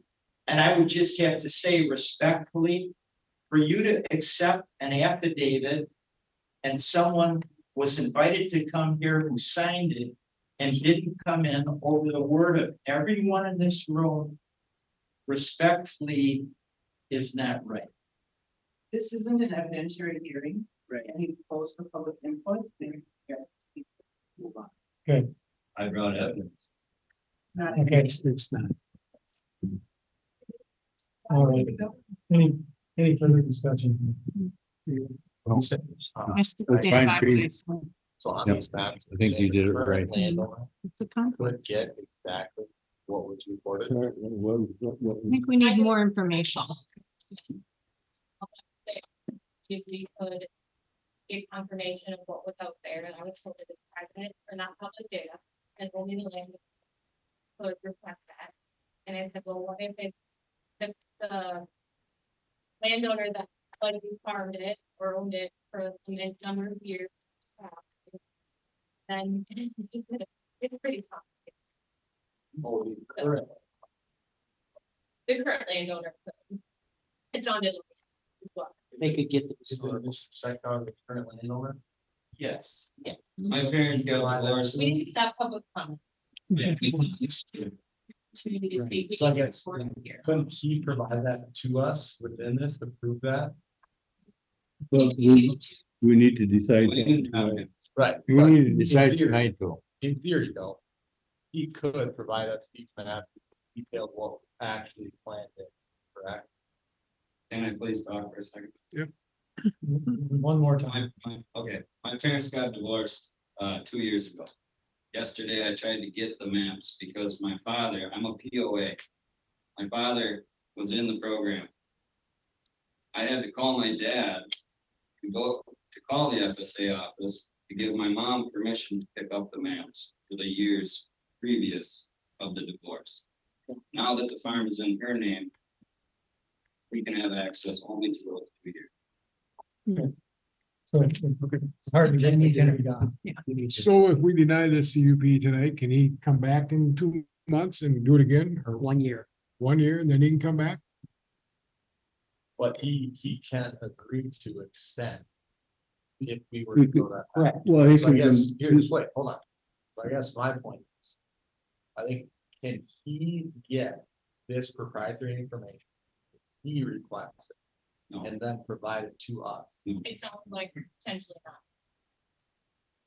Not 10 years of, Yeah. not 10 years worth, Perhaps just 2 like- years. Even if he wanted to, he couldn't get Wayne and Rob have to. only those two individuals. Yes. So the two Yes, the people that operators. can get this information, Yes, sign a legal and they document. are unwilling to come here. Hold on. Sign a legal document. Yes, The reason they don't need to come here is because they provided their sworn affidavit. Because they can't be here. And they're the only two people that have access to this information. Is that somewhat correct? Is that a fact? Do we know that for a fact that there's no more than the 2 years of data? Was that a different situation? So what the deal is, the operator can get the information and nobody else, and the operators. Yeah, that's Not the true. landowner. Is that right? No, I can't. So the current landowner can't get previous years. That's what information. I just heard. yeah, he can only get it this year that he bought. Oh, it wasn't Well, previous. Got it. one other point, he can bring that back. He doesn't have to wait for a year if he has new information. If I'm not, If you make a decision, it's. Yeah. It's 1 year, like Greg's. How about the extension? Is that anything you consider? What would, How long is the extension? what would be the point? What is gonna happen then? The point, What is he supposed to do that will then cause you? Yeah, I would agree with that, right? There's only one person apparently, the other person's passed away. Yes, So there's one person that can get this information. two, They have two. Yeah, yeah. We have this here from those two individuals. Mr. Sexar can't force those individuals to give that information, and he can't personally get that information. So then we look at what information do we have in front of us? Now, I think the best case scenario is if he could get that information for us and provide it, then there would be no debate. Mhm. But all we have is guys that can get it, that aren't here, swore that that is the case legally, which carries up to 4 years in prison. Right, so that's a pretty. It's a bad thing to sign that paper if they're lying. I don't want to put the guy in jail, but I want to do it. I think there's. I think we all do. So how long can we do an extension? I don't know, if he doesn't We like can't. milk, then he We're- get out of milk. December 2nd is our deadline for the. I sent Mike the 60-day extension This- on October. You mean, 2nd. or to put it to another, We have extended it as much as we can. We're, The we're, government, the only way it can be extended at this point is at the request of that. right. That's the issue, what does the extension get us if that information can't be obtained anyway? I wouldn't be 100% on that. I guess I keep hearing things back and forth. It would be nice to be able to try to get the information. Surely everyone that passes away and deeds their property to someone else, that information isn't lost. There must be a better way to. Why don't we do approach it. something like this? Why don't we call him right now on the telephone and get his answer? Wouldn't that be a good thing? Well, I doubt he answer. Well, if he doesn't answer, it makes our decision easy. Well, We have the signed document. That's his position. What we're looking for is what the FSA maps, what information they Right. gave the FSA maps. We don't have that. If they. Well, we can ask him on the phone for I think the. the only, I think the only thing we're missing is what crop they put. We got something that says they put crop. I don't care if it was beans or hay or corn. But, well, this gentleman said they had oats and that's rural crop. well, okay, fine, oh, but the point is, This wasn't on the road. It's a 4 or 5 acre little piece of ground. You know where it is. They didn't do no oats there? No, they left it, hey, Well, it's highly erodible land. Essentially saying. Like, I mowed the grass, I think he's essentially saying, hey, he's saying he didn't harvest that. They rolled it up and took it home in a bale. That's not what this is. I don't care what that says. Right, I'm but telling you what I see. you post somebody cautions that you said, if this is not accurate, you may go to jail. That's what we should tell him on the telephone. you gotta sign Yeah, it. it's definitely cut. You can't. Yeah. Is it notarized? Yes. It's a full legal document that you know what you're doing. I think we need to go forward and make a decision. I think, yeah. Yep, I think you're I right. think we're there. Let's go to findings of fact. Okay, make a motion to go to findings of fact. Then I'll do that. I'll second it. all those in favor of going to findings of fact? Say aye. Aye. No, no, I don't think we have enough information, so I'll say no. Go ahead. We can proceed anyway, right? I don't think that's. Okay. Okay. Number 1, that the proposed use conforms to the county land use plan. Staff analysis, single-family, non-farm dwellings are conditionally allowed in the agricultural protection district. This protects agricultural interests, which is a primary goal of the comprehensive land use plan. Any discussion on the Roll call. Do a roll call. on this. Okay, let's do a roll call on each one of these. Okay. Greg Myrie. I have to go no due to the fact that Island Comprehensive Plan says ag land cannot be built on. And we have the cemetery Indian thing there. And we have some information that I don't feel comfortable with, so I'm gonna vote no. Cindy Wright. I vote no as well for the reasons that I discussed. Okay. Wayne Feldmeyer. I'm voting no. Ed Hamel. No. Okay. Jim Weezer. Yes. Larry Haffner. No, for the, I agree with, big guy. Greg, sorry. The big guy.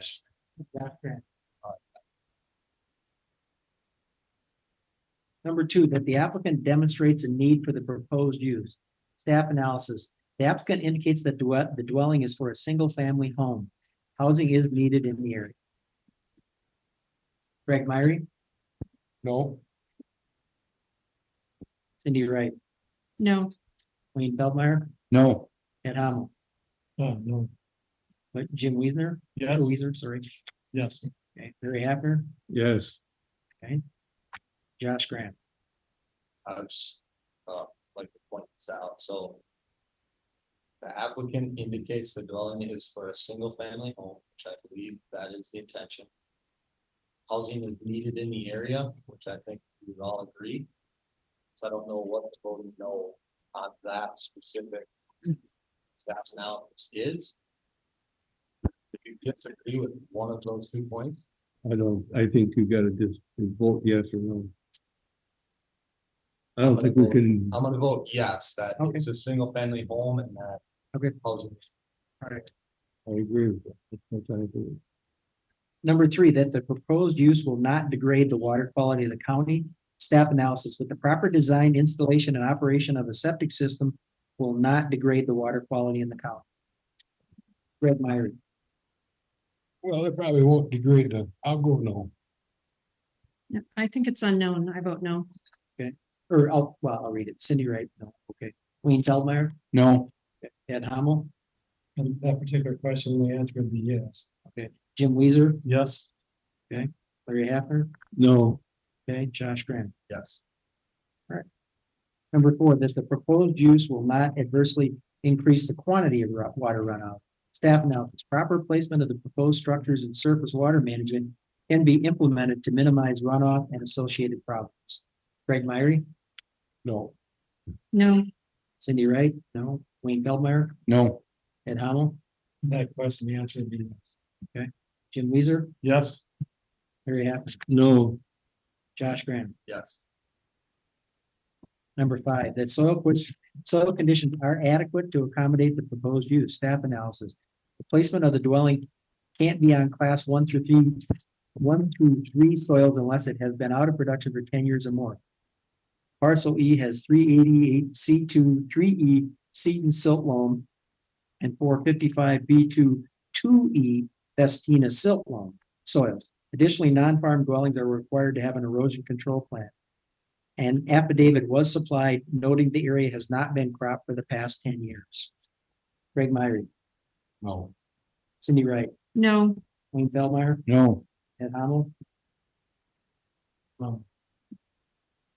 I guess I'd like to explain something here, the way that thing is written up, that's just a way to protect ag land. To have a 10-year certification, it's still ag land in my, that is still class 1, 3 soils. So I'm gonna vote no. Jim Weezer, I'll vote yes. I believe that with the signed affidavit, it meets the standards and ordinance. okay. Larry Haffner, no, Josh Graham. Yeah. Number 6, that potential pollution hazards have been addressed and that standards have been met. Staff analysis, a properly operated septic system will prevent deleterious discharges to the environment. no, Sorry. Greg Myrie. Cindy Wright, no, Wayne Feldmeyer, no, Ed Hamel, No, the answer to that question would be yes. Jim Weezer, Yes, Larry Haffner, no, Josh Graham. Yes. Number 7, that adequate utilities, access roads, drainage, and other necessary facilities have been or are being provided. Staff analysis, evaluation of the locational criteria, erosion control plan, and approved road access will provide the necessary facilities for the proposed dwelling. Greg Myrie, no, Wayne Feldmeyer, no, Ed Hamel, No, Jim Weezer, yes, Larry Haffner, no, Josh Graham. Yes. Number 8 is not applicable. Number 9 is, what's that? You're right. We did not. Okay, so we'll, I'll make a motion to pass 8, okay. And then 12, 8 14, and 9. and 9. Okay. all right. I'll second that. All those, yes. all those in favor of passing by 8, 9, 12, and 14, say aye. Aye. Any opposed?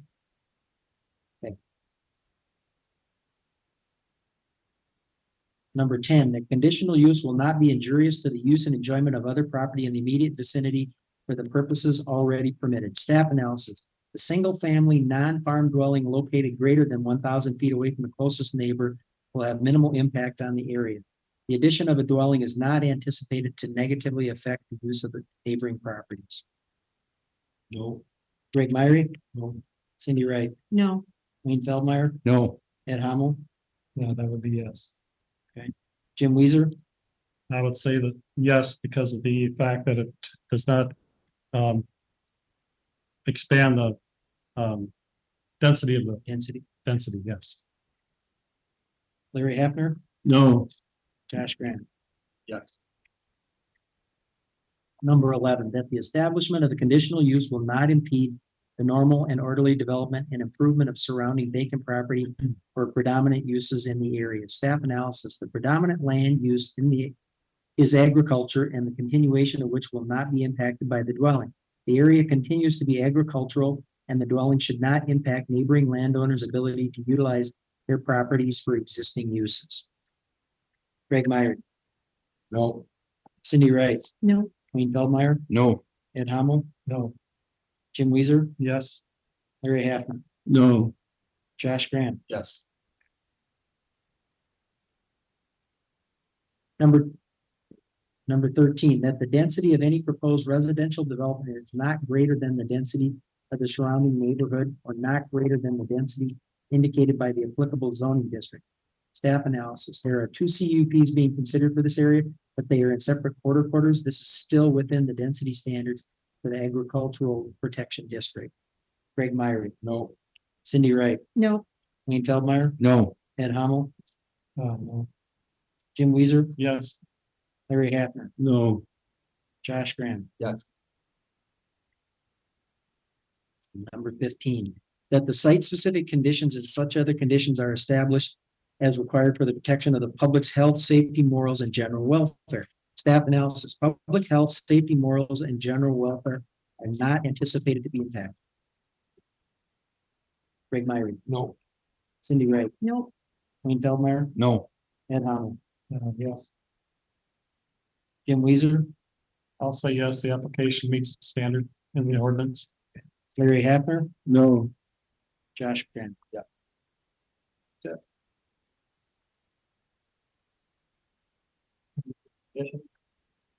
A recommendation, do you want to approve the findings or? I'll make a motion to approve the plan.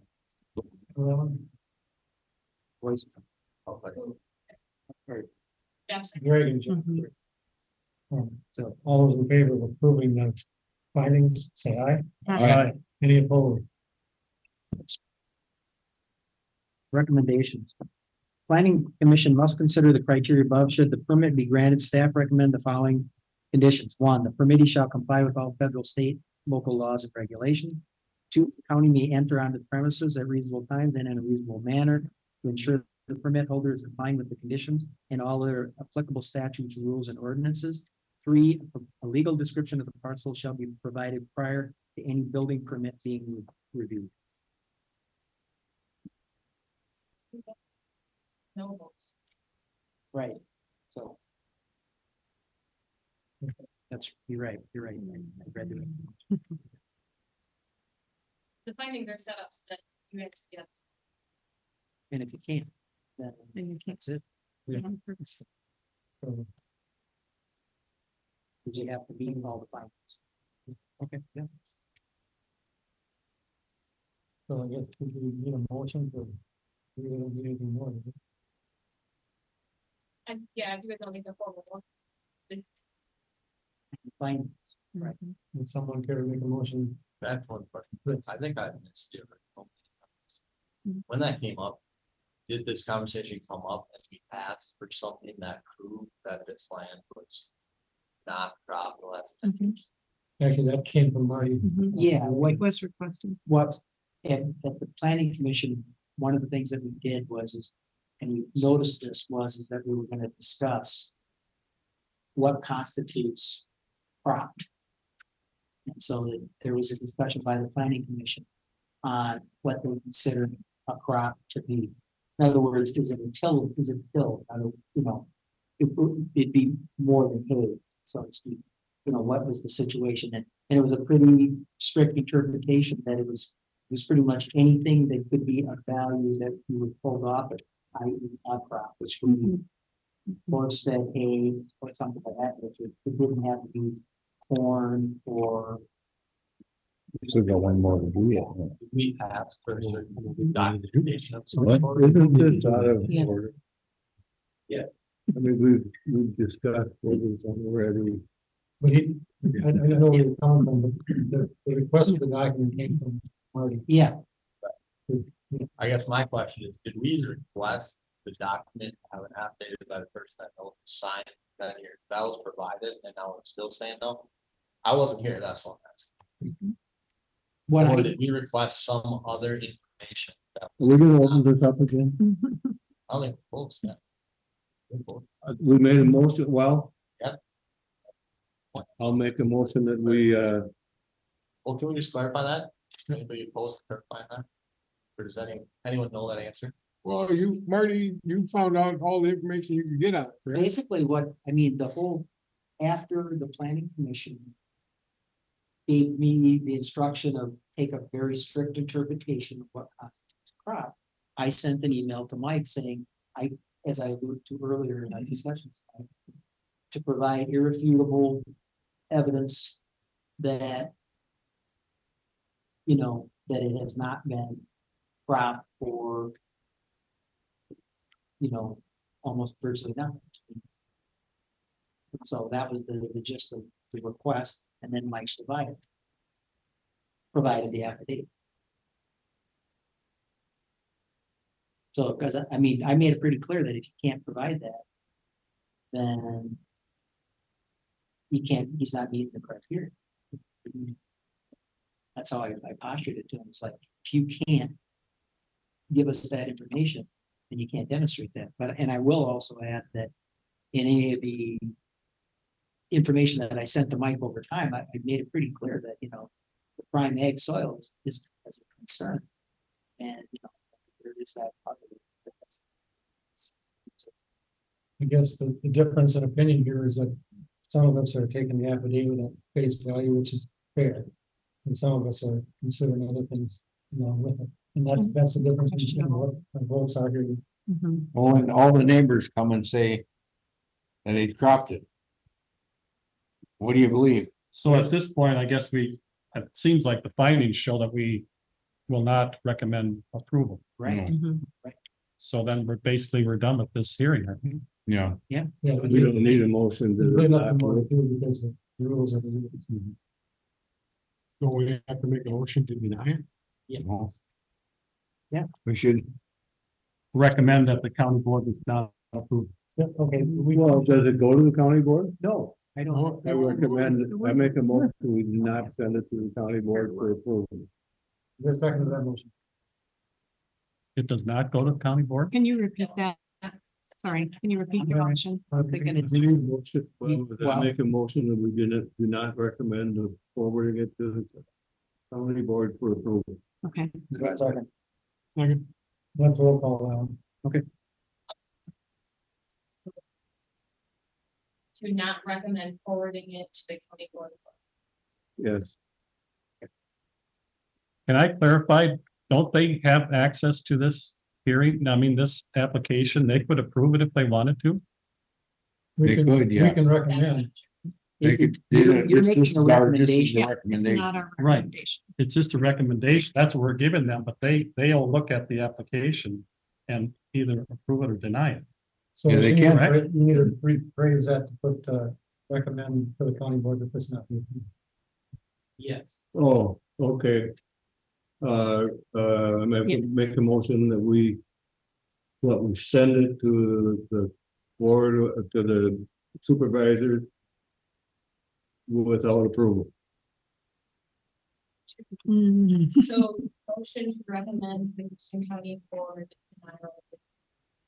Yeah. Is that what you want to say? Yep. So Larry made that motion, is there that, is there a second? I'll second. Okay, we'll do a roll call.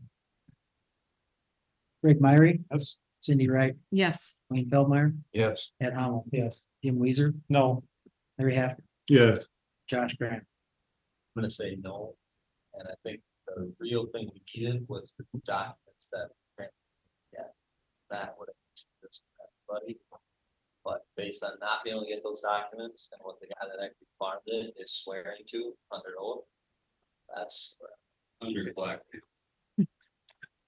Tell you the truth, it's 7 o'clock now. He should be done, Mel. Let's just call him and find out the answer. No, it's, we, No. It's done. So that hearing is concluded. Yeah. right, Do we want to read the notice for the next hearing, Marty? which would be, Same one. Why are we gonna do that? Well, we have to go through the motions.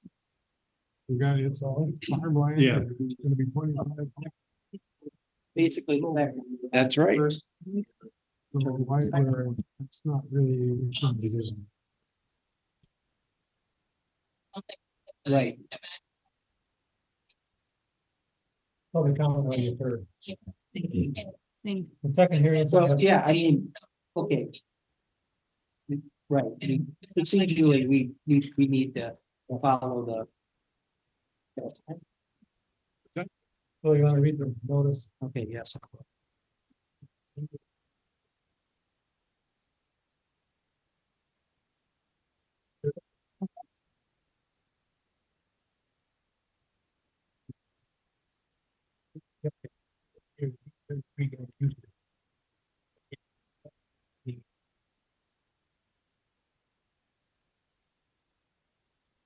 Actually, here.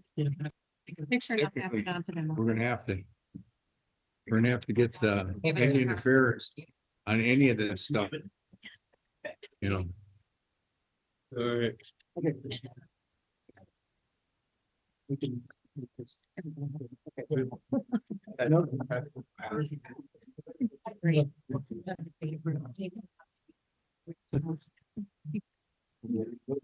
Shot. So we're gonna go through the findings on this next one then? You've got to read it, you've got it. Then we gotta do the findings. Okay, so, Read the notice. right, notice of public hearing, please take notice that an application has been made by Bluff Country LLC. 5130 County 21, La Crescent, Minnesota 55921. For a conditional use permit to have a dwelling in agricultural district, section 14 to 14, conditional uses subdivision 1. Subsection 10 in La Crescent Township on the following premises to wit. Southwest quarter, the northeast quarter of fraction, northeast quarter, section 1, township 104, range 5, Houston County, Minnesota. Parcel 0802760000. Said applicant standing and making application is as fee owner of said described lands. The hearing on this application will be held at the Houston County Commissioners Room, City of Caledonia, Minnesota at 5:30 p.m. on Thursday, November 16th, 2023. All persons having an interest in the matter will be given the opportunity to submit comments relative to the granting or denying of said application. Comments should be mailed to the Environmental Services Department, 304 South Marshall Street, Caledonia, Minnesota 55921, or email to martin.garrett@co.houston.mn.us. Must be received by Wednesday, November 8th, 2023. Comments in regard to the petition received by the state will be part of the public record and will be made available for review by the Planning Commission prior to the meeting. Houston County Planning Commission by Martin Herrick, zoning administrator. I'll make a motion that we take findings 8. Well, we gotta do. I think We gotta go through some of it. right, so, The applicant's no longer here. we'll take it It's kind of a continuation, it's like the other one. right, but we'll just say he didn't have any comments. Right. And I think the public comment can be kind of. For this one too, because we already have it. Yeah, is there anything new? It's the second It's part. the of the second. thing. Two parcels by year. Just incorporate everything that's. We assumed that was the case. We just have to go We through. procedurally have to do, Mhm. because if we don't, then that's really, Yeah, then they could come back and get it. that's why we're doing that. Yeah. Any further discussion from members up here before we continue? No. So I think we can probably go to findings of fact. Okay. I'll make a motion, we go to findings of fact. Or second one. Second. All in favor, say aye. Aye. Any opposed? I'll make a motion to get rid of 8, 9, 12, and 14 of the findings of fact. Second. All right, motion made and seconded. Second, remove those items from the finding of fact. All those in favor say aye. Aye. Any opposed? Number one, that the proposed use conforms to the county land use plan, staff analysis. Single-family non-farm dwellings are conditionally allowed in the agricultural protection district. This protects agricultural interests, which is the primary goal of the comprehensive land use plan. All in favor of that, say aye. Aye. Any opposed? No, we- Yeah, let's do a roll call again. Yeah, roll call vote. No for Greg. Greg Myrie, No. Cindy Wright, Nope. Wayne Feldmeyer, No. Ed Hamel. No. Larry Haffner, No. Jim Weezer, Yes. Josh Graham. Yes. Number two, that the applicant demonstrates a need for the proposed use, staff analysis. The applicant indicates that the dwelling is for a single-family home, housing is needed in the area. Greg Myrie, No. Cindy Wright, No, If we're gonna go against the finding, can somebody provide a reason as to why? You can continue on, I just mean in general. okay, all right. Actually. Sheet here. Think about that. Wayne Feldmeyer, yeah. No. No. Ed Hamel, Yes. Jim Weezer, Yes. Larry Haffner, No. Josh Grant. Yes.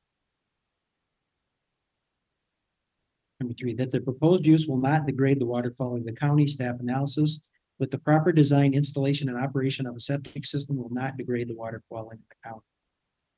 No. Greg Myrie, No. Cindy Wright, no, and I say that because I'm unsure of the water quality on what would be built in that area, being so close to Pine Creek, which is a major waterway in that county. Wayne Feldmeyer, No. Ed Hamel, Yes. Jim Weezer, Yes. Larry Haffner, No. Josh Grant. Yes. Number five, that soil conditions are adequate to accommodate the proposed use. Placement of the dwelling can't be on class 1 through 3 soils unless it has been out of production for 10 years or more. Parcel E has 388C2, 3E seat and silt loam, and 455B2, 2E Festina silt loam soils. Additionally, non-farm dwellings are required to have an erosion control plan. An affidavit was supplied noting that the area has not been cropped for the past 10 years. Greg Myrie. No. Cindy Wright. No, from based on the confusion with the reports that we were given. Wayne Feldmeyer. No. Ed Hamel. No, the same reason before, because I think that the spirit of the thing is that 10 years or more was just a way to define it, but still if you, it's class 1. Jim Weezer. Yes. Larry Haffner. No. Josh Grant. Yes. Number six, that the potential pollution hazards have been addressed and that standards have been met. Staff analysis. Properly operated septic system will prevent deleterious discharges to the environment. Greg Myrie. No. Cindy Wright. No, Wayne Feldmeyer. No. Ed Hamel. Yes. Jim Weezer. Yes. Larry Haffner. No. Josh Grant. Yes. I think we got it before again, right? Have you missed four? Yes, I did. Sorry. Number four, that the proposed use will not adversely increase the quantity of water runoff. Staff analysis, proper placement of the proposed structures and surface water management can be implemented to minimize runoff and associated problems. Greg Myrie. No. Cindy Wright. no, Wayne Feldmeyer. No. Ed Hamel. Yes. Jim Weezer. Yes. Larry Haffner. No. Josh Grant. Yeah. Now back to 7. Number 7, that adequate utilities, access, roads, drainage, and other necessary facilities have been or are being provided.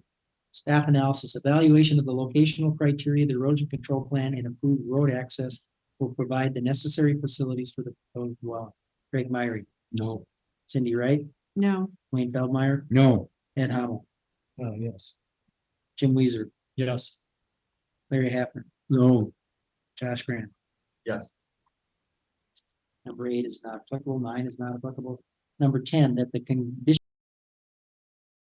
enjoyment of other property in the immediate vicinity for the purposes already permitted. Staff analysis, a single-family non-farm dwelling will have minimal impact on the area. The addition of a dwelling is not anticipated to negatively affect the use of neighboring property. Greg Meyer. No. Cindy Wright. No. Wayne Feldmeyer. No. Ed Hamel. No. Jim Weezer. Yes. Larry Haffner. no, Josh Grant. Yes. Number 11, that the establishment of the conditional use will not impede the normal and orderly development and improvement of surrounding vacant property for the predominant uses in the area. The predominant land use is agriculture, and the continuation of which will not be impacted by the dwelling. The area continues to be agricultural, and the dwelling should not impact neighboring landowners' ability to utilize their properties for existing uses. Greg Myrie. 1, 2, or 3, so. Yep. Cindy Wright. No, agreed. Wayne Feldmeyer. No. Jim Weezer. Yes. Larry Haffner. no, Josh Grant. Yes. Number 12 is not applicable. Number 13, that the density of any proposed residential development is not greater than the density of surrounding neighborhood or not greater than the density indicated by the applicable zoning district. Staff analysis, there are 2 CUPs being considered for this area, but they are in separate quarters. It's still within the density standards for the agricultural protection district. Greg Meyer. No. Cindy Wright. No. Wayne Feldmeyer. No. Ed Hamel. Yes, it actually meets the density requirements. Jim Weezer. I'll say yes, and I'll second Ed's comments. Okay, Larry Haffner. no, for lack of discussion. Okay, Josh Graham. Yes.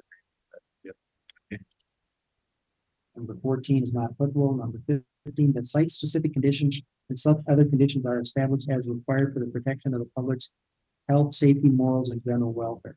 Staff analysis, public health, safety, morals, and general welfare are not anticipated to be impacted. Greg Myrie. No. Cindy Wright. No. Wayne Feldmeyer. No. Ed Hamel. No, because it does change the general welfare of the farmers in the area. Jim Weezer. Yes. Larry Haffner. No, Josh Grant. Yes. Okay, that's it. I guess we, Based on the, it's not meeting the findings. so is there a motion on this one to recommend? well, to the county board? do we make a motion to accept the refrain? The right. Make a motion to accept the Yep. finding that, Yep, you want to make that motion? yeah, Second of the motion to accept the findings as presented. Also. Let's do a roll call. Greg Myrie. Yes. Cindy Wright. Aye. Wayne Feldmeyer. Yep. Ed Hamel. Yes. Jim Weezer. Yes. Larry Haffner. yes, Josh Grant. Now we entertain a motion to make the recommendation of the county board.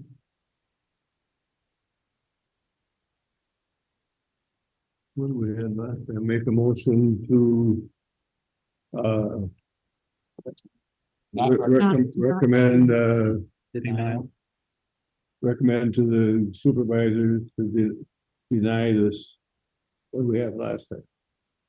So because it was on class soil? You know, it was just pretty general. Yeah, I made the motion to recommend the Houston County Board denial. Yep, Mhm. Are you making that motion? I'm making that motion. Is there a second vote? Second. We'll do a roll call. Okay, Greg Myrie. Yes. Cindy Wright. Yes. Wayne Feldmeyer. Yep. Ed Hamel. Yes. Jim Weezer. No. Larry Haffner. Yes, Josh Grant. That concludes the second hearing. Thank you very much for your time. There's a big, sorry, Thank you. down to your house, but.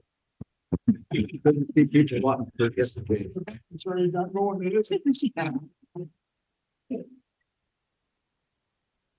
Real quick, anybody want to approve the minutes from last meeting? I'm good, you want water? Did we get the meeting? I'll make a motion to approve the minutes. We didn't get minutes from the last meeting. Of course. Yeah. We gotta. Yesterday. Okay, we got. Oh, Yeah. We have minutes from yesterday? You would have a chance to look at them at Some people want to drink. water because they have it. Well, at this point, we'll go on to the 6 o'clock hearing. Wow, sorry. Give me right on. You don't know the hell you're gonna go through. I don't, that's good. That's good. I take it I didn't have to say anything if nobody would protest, right? So somebody representing. Wait a minute, I didn't see it. we can protest from this side. I think they are there. Yeah. Come on up. Yeah, even though. hold on. I need to read the notice. We got it. Yeah, we got it. Now, we're ready, we're gonna get you going. We'll let you know. So if we read the notice for the Yes. meeting. Notice of public hearing, please take notice that an application has been made by Chris Freebie of GQ on behalf of Skyline Materials Limited, 900 Montgomery Street, P O Box 127, Decorah, Iowa 52101, applicant, and Wesley Ford 19519, County 26, Houston, Minnesota 55943, co-applicant for a conditional use permit to do mineral extraction in agricultural section 14 through 14.3, conditional uses, subdivision 1, subsection 19 in Money Creek Township on the following premises, to wit, part of the northwest quarter, the southeast quarter, and part of the west quarter, the northeast quarter, southeast quarter, and parts of the south half, southeast quarter, section 11, township 104, range 7, Houston County, Minnesota, parcel 100103000 and 100104000. Said applicant standing and making application are as fee owners of said described lands. The hearing on this application will be held at the Houston County Commissioners Room, City of Caledonia, Minnesota, at 6 p.m. on Thursday, November 16, 2023. All persons having an interest in the matter will be given the opportunity to submit comments relative to the granting or denying of said application. Comments should be mailed to the Environmental Services Department, 304 South Marshall Street, Caledonia, Minnesota, 55921, or emailed to martin.herrick@co.houston.mn.us. Must be received by Wednesday, November 8th, 2023. Comments in regard to the petition received by this date will be part of the public record and will be made available for review by the Planning Commission prior to the meeting, Houston County Planning Commission, and Martin Herrick Zoning Administrator. We can get the applicants to come forward, just explain the project.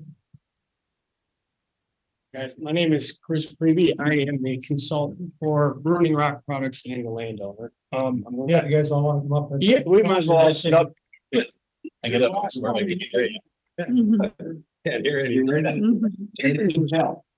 So, you should have seen, several maps. I think we have 3 of them in general.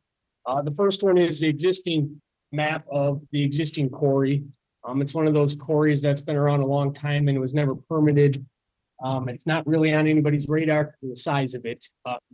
It's not a large volume quarry that impacts traffic or anything like that. It's just local rock for township roads and mainly private driveways. I don't know that they get enough rock out of it for county roads or state highways. It's not that size. There's not a 7-day-week operation that operates in here crushing rock and things like that.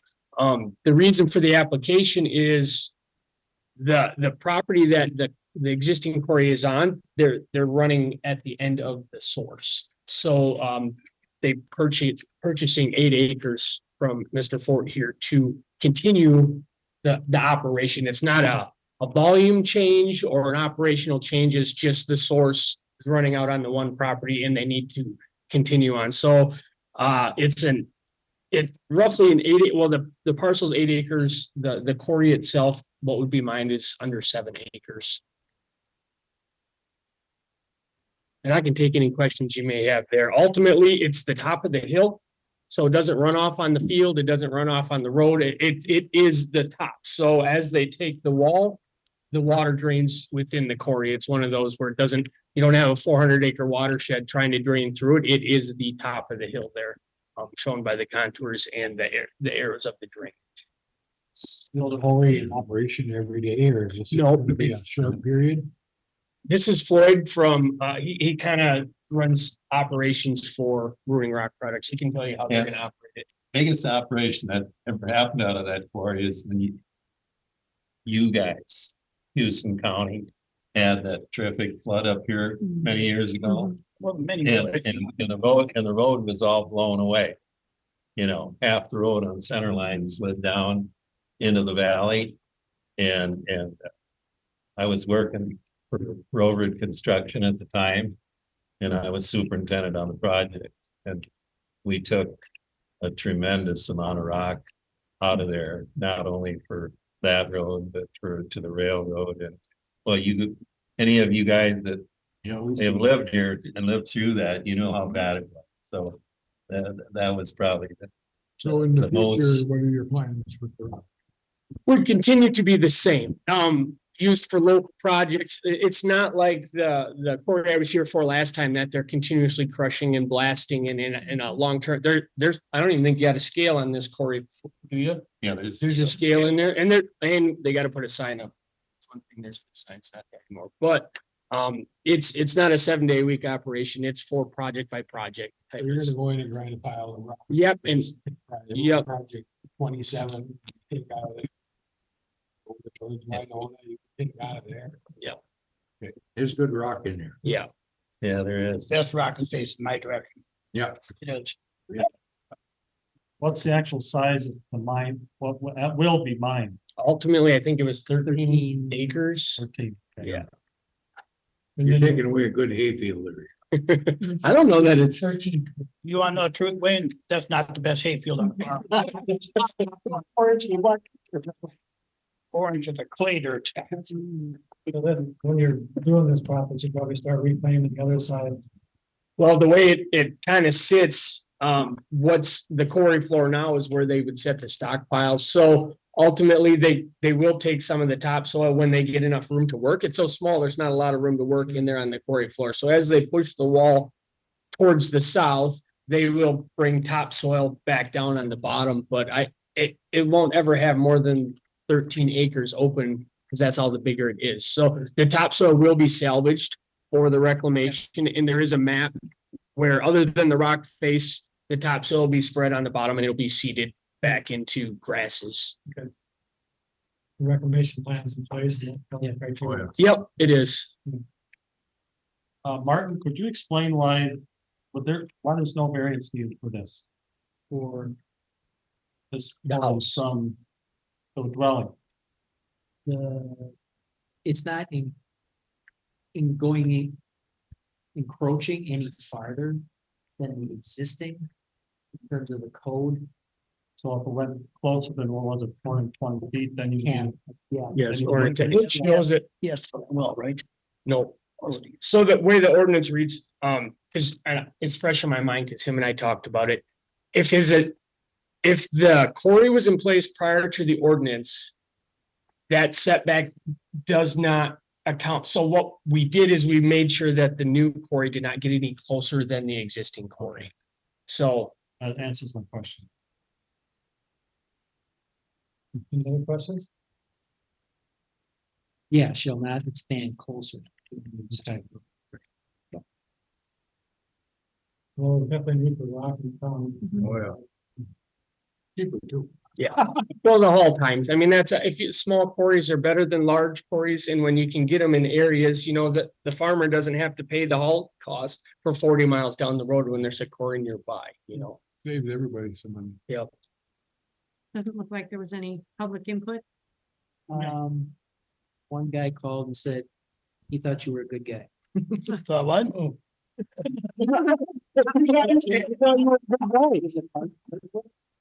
Nobody got yet. Yes. Last name. Perfect. Oh, He didn't get any written copy. It looks like you also have support from the county engineer, Brian. Right. County engineer.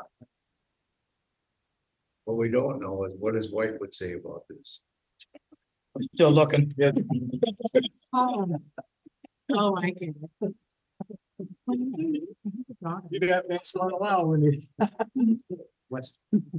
Yeah. Right. Oh, I'm sorry. Yeah, you gotta holler at me like my wife does. Ackman. Yeah, Floyd Ackman. Oh, should we go through the fight? Yeah, let's go. I think we've got what we need. Okay. Yeah. If you're comfortable, Larry, you can say that. What is stay? So. We can remove the findings, I think we go for the discussion. Oh, Talk about what. my wife probably texted me like, you're not done yet. Told her I'd be done by 6:30. No, I'll be eating on the road. No, I got an hour 15 drive. So you probably got. Yeah, I got further that. Findings, there we go. Number, I'll make a motion to exclude number 5 and number 13. all those in favor of excluding 5 and 13, say aye. Second. Wait a second, that's a good idea. Was there enough? So we got a motion made and second, then to exclude 5 and 13, all those in favor, say aye. Aye. Any opposed? Number one, that the proposed use conforms to the county land use plan. Staff analysis, the need for aggregate is recognized in the 2040 comprehensive land use plan under values guiding the plan found on page 6. Thank you. Roll call. Let's do the roll call. Okay, Greg Myrie. Yes. No. Cindy Joshua. All by himself. We don't. I don't think we can just do yes vote. You can probably just do No big deal. unanimous consent or whatever. Voice vote. Yeah. All those Number- in favor, Yes. number 1, say aye. Aye. Any opposed? Okay, that's fine. Number two, that the applicant demonstrates a need for the proposed use. Staff analysis, the Dolomite rock works well as an aggregate for road projects and the site provides a local source for future construction. All those in favor of the analysis of number 2, say aye. Aye. Any opposed? Number three, that the proposed use will not degrade the water quality of the county. Staff analysis, the topography and site operations create surface water flow from running off the site. Additionally, the surface water divide minimizes flow into the site from the north. All those in favor of the analysis number 3, say aye. Aye. Four, that the proposed use will not adversely increase the quantity of water runoff. Staff analysis, the proposal will not change site operations regarding water runoff. The inward surface water gradient prevents runoff from the site. All those in favor of the analysis number 4, say aye. Aye. Any opposed? Number five, not applicable. Number six, that the potential pollution hazard have been addressed and that standards have been met. Staff analysis, the primary on-site activities will be portable crushers and stockpiling materials with no washing or processing occurring. There are minimal pollution hazards associated with the proposal. All those that agree with that analysis, say aye. Aye. Any opposed? Number seven, that adequate utilities, access roads, drainage, and other necessary facilities have been or are being provided. Staff analysis, no road revisions will occur and the quarry drainage will stay on site and follow their existing plans. All those that agree with that analysis, say aye. Opposed? Number eight, that adequate measures have been or will be taken to provide sufficient off-street parking and loading space to serve the proposed use. Staff analysis, the activities related to this are exclusively within the quarry. All those that agree with that analysis, say aye. Aye. Any opposed? Number nine, that facilities are provided to eliminate any traffic congestion or traffic hazard which may result from the proposed use. The site operation plan addresses the management of their minimal equipment activities and truck traffic from the quarry is not expected to increase. One question on that, we were talking about a sign, going in for the quarry or something. He's talking about a quarry. The Corey sign, Yeah, yeah, just yeah. had, We don't, there's, there's a pole there. I just don't think the sign must have blown Yeah. off or Yeah. something, but they gotta have a phone number for the sign. sign to meet MSHA requirements. Yeah, Amelia called me on that. Okay, so I've got information, so, all those in favor with number 9, say aye. Aye. Any opposed? Number 10, that conditional use will not be injurious to the use and enjoyment of other property in the immediate vicinity for the purposes already permitted. Staff analysis, the CUP will improve the site's restoration and the expansion will not increase production from present levels. The quarry's location and view shed have minimal impact on neighboring properties. All those that agree with that analysis, say aye. Aye. Any opposed? Number 11, that the establishment of the conditional use will not impede the normal and orderly development and improvement of surrounding vacant property for the predominant uses in the area. Staff analysis, the revisions to site operations are minimal and should not have additional impact on surrounding properties. All those that agree with the staff analysis on number 11, say aye. Aye. Opposed? Number 12, that adequate measures have been or will be taken to prevent or control offensive odors, fumes, dust, noise, and vibration, so that none of these will constitute a nuisance, and to control lighted signs and other lights in such a manner that no disturbance to neighboring properties will result. Staff analysis, dust suppression and inspection of roadways for spillage will be performed by the site operators in accordance with the site operations plan.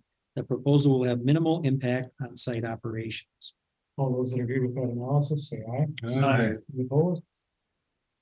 Number 13, not applicable. Number 14, that the intensity of any proposed commercial or industrial development is not greater than the intensity of surrounding uses, or not greater than the intensity characteristic of the applicable zoning district.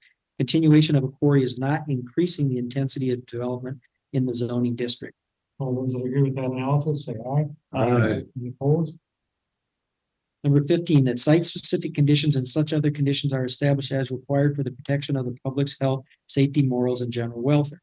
Staff analysis, site-specific conditions for quarrying are being applied as part of the CUP for site operations and restoration. All those that agree with that analysis, say aye. Any opposed? Someone like to make a motion to approve the findings of fact? So moved. I'll second. Motion's been made and seconded to approve the findings of fact. Okay. Greg Myrie, Yes. Cindy Wright, Yes. Ian Feldmeyer, Yes. Ed Hamel, Yes. Jim Weezer, Yes. Larry Haffner. Conditions? Planning. Steve, we got through this one fast. We're not done yet.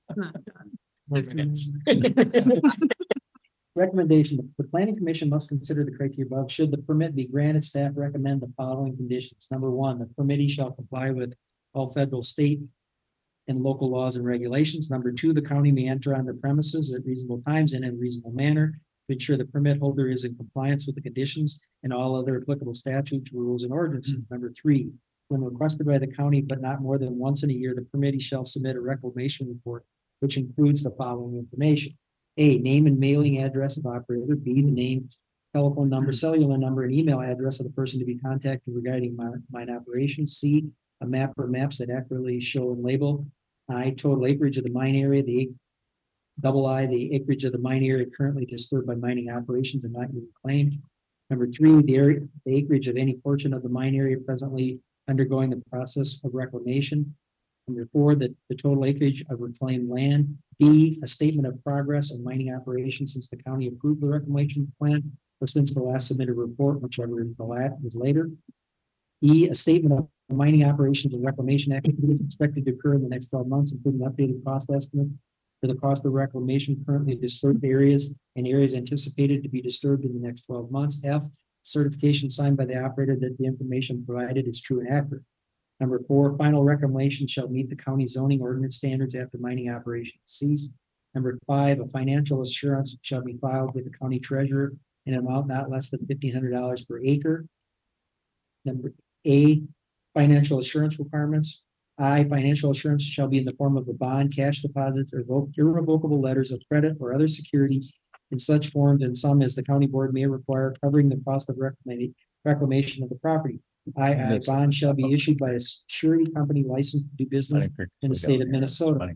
Triple I, each bond shall be provided that bond shall not be canceled by the surety except after not less than 90 days notice to the zoning office in writing by registered or certified mail. Not less than 30 days prior to the expiration of 90-day notice of cancellation, the operator must deliver a replacement bond or approved alternate financial assurance, in absence of which all non-metallic mining shall cease and the county will begin actions calling bond. I D, the bond shall be payable to Houston County, Minnesota. The bonds must be for all areas that have been disturbed or are proposed to be disturbed within 12 months where reclamation has not been certified by the county. Bond may be for stages of phases of a site, but in no instance shall the bond be for an area less than 4 acres. Disturbances related to non-metallic mining shall be limited to the areas which have bond approved for them. Number 6, Mine perimeter shall be surveyed and applicable setbacks shall be marked on the ground with posts such that each post is visible from each adjacent post. Property line setback shall be 50 feet. Number 7, the permittee shall maintain a list of owners of the property within 3,000 feet of the site as measured from the approved mine boundaries who wish to be notified in the advance of blasting.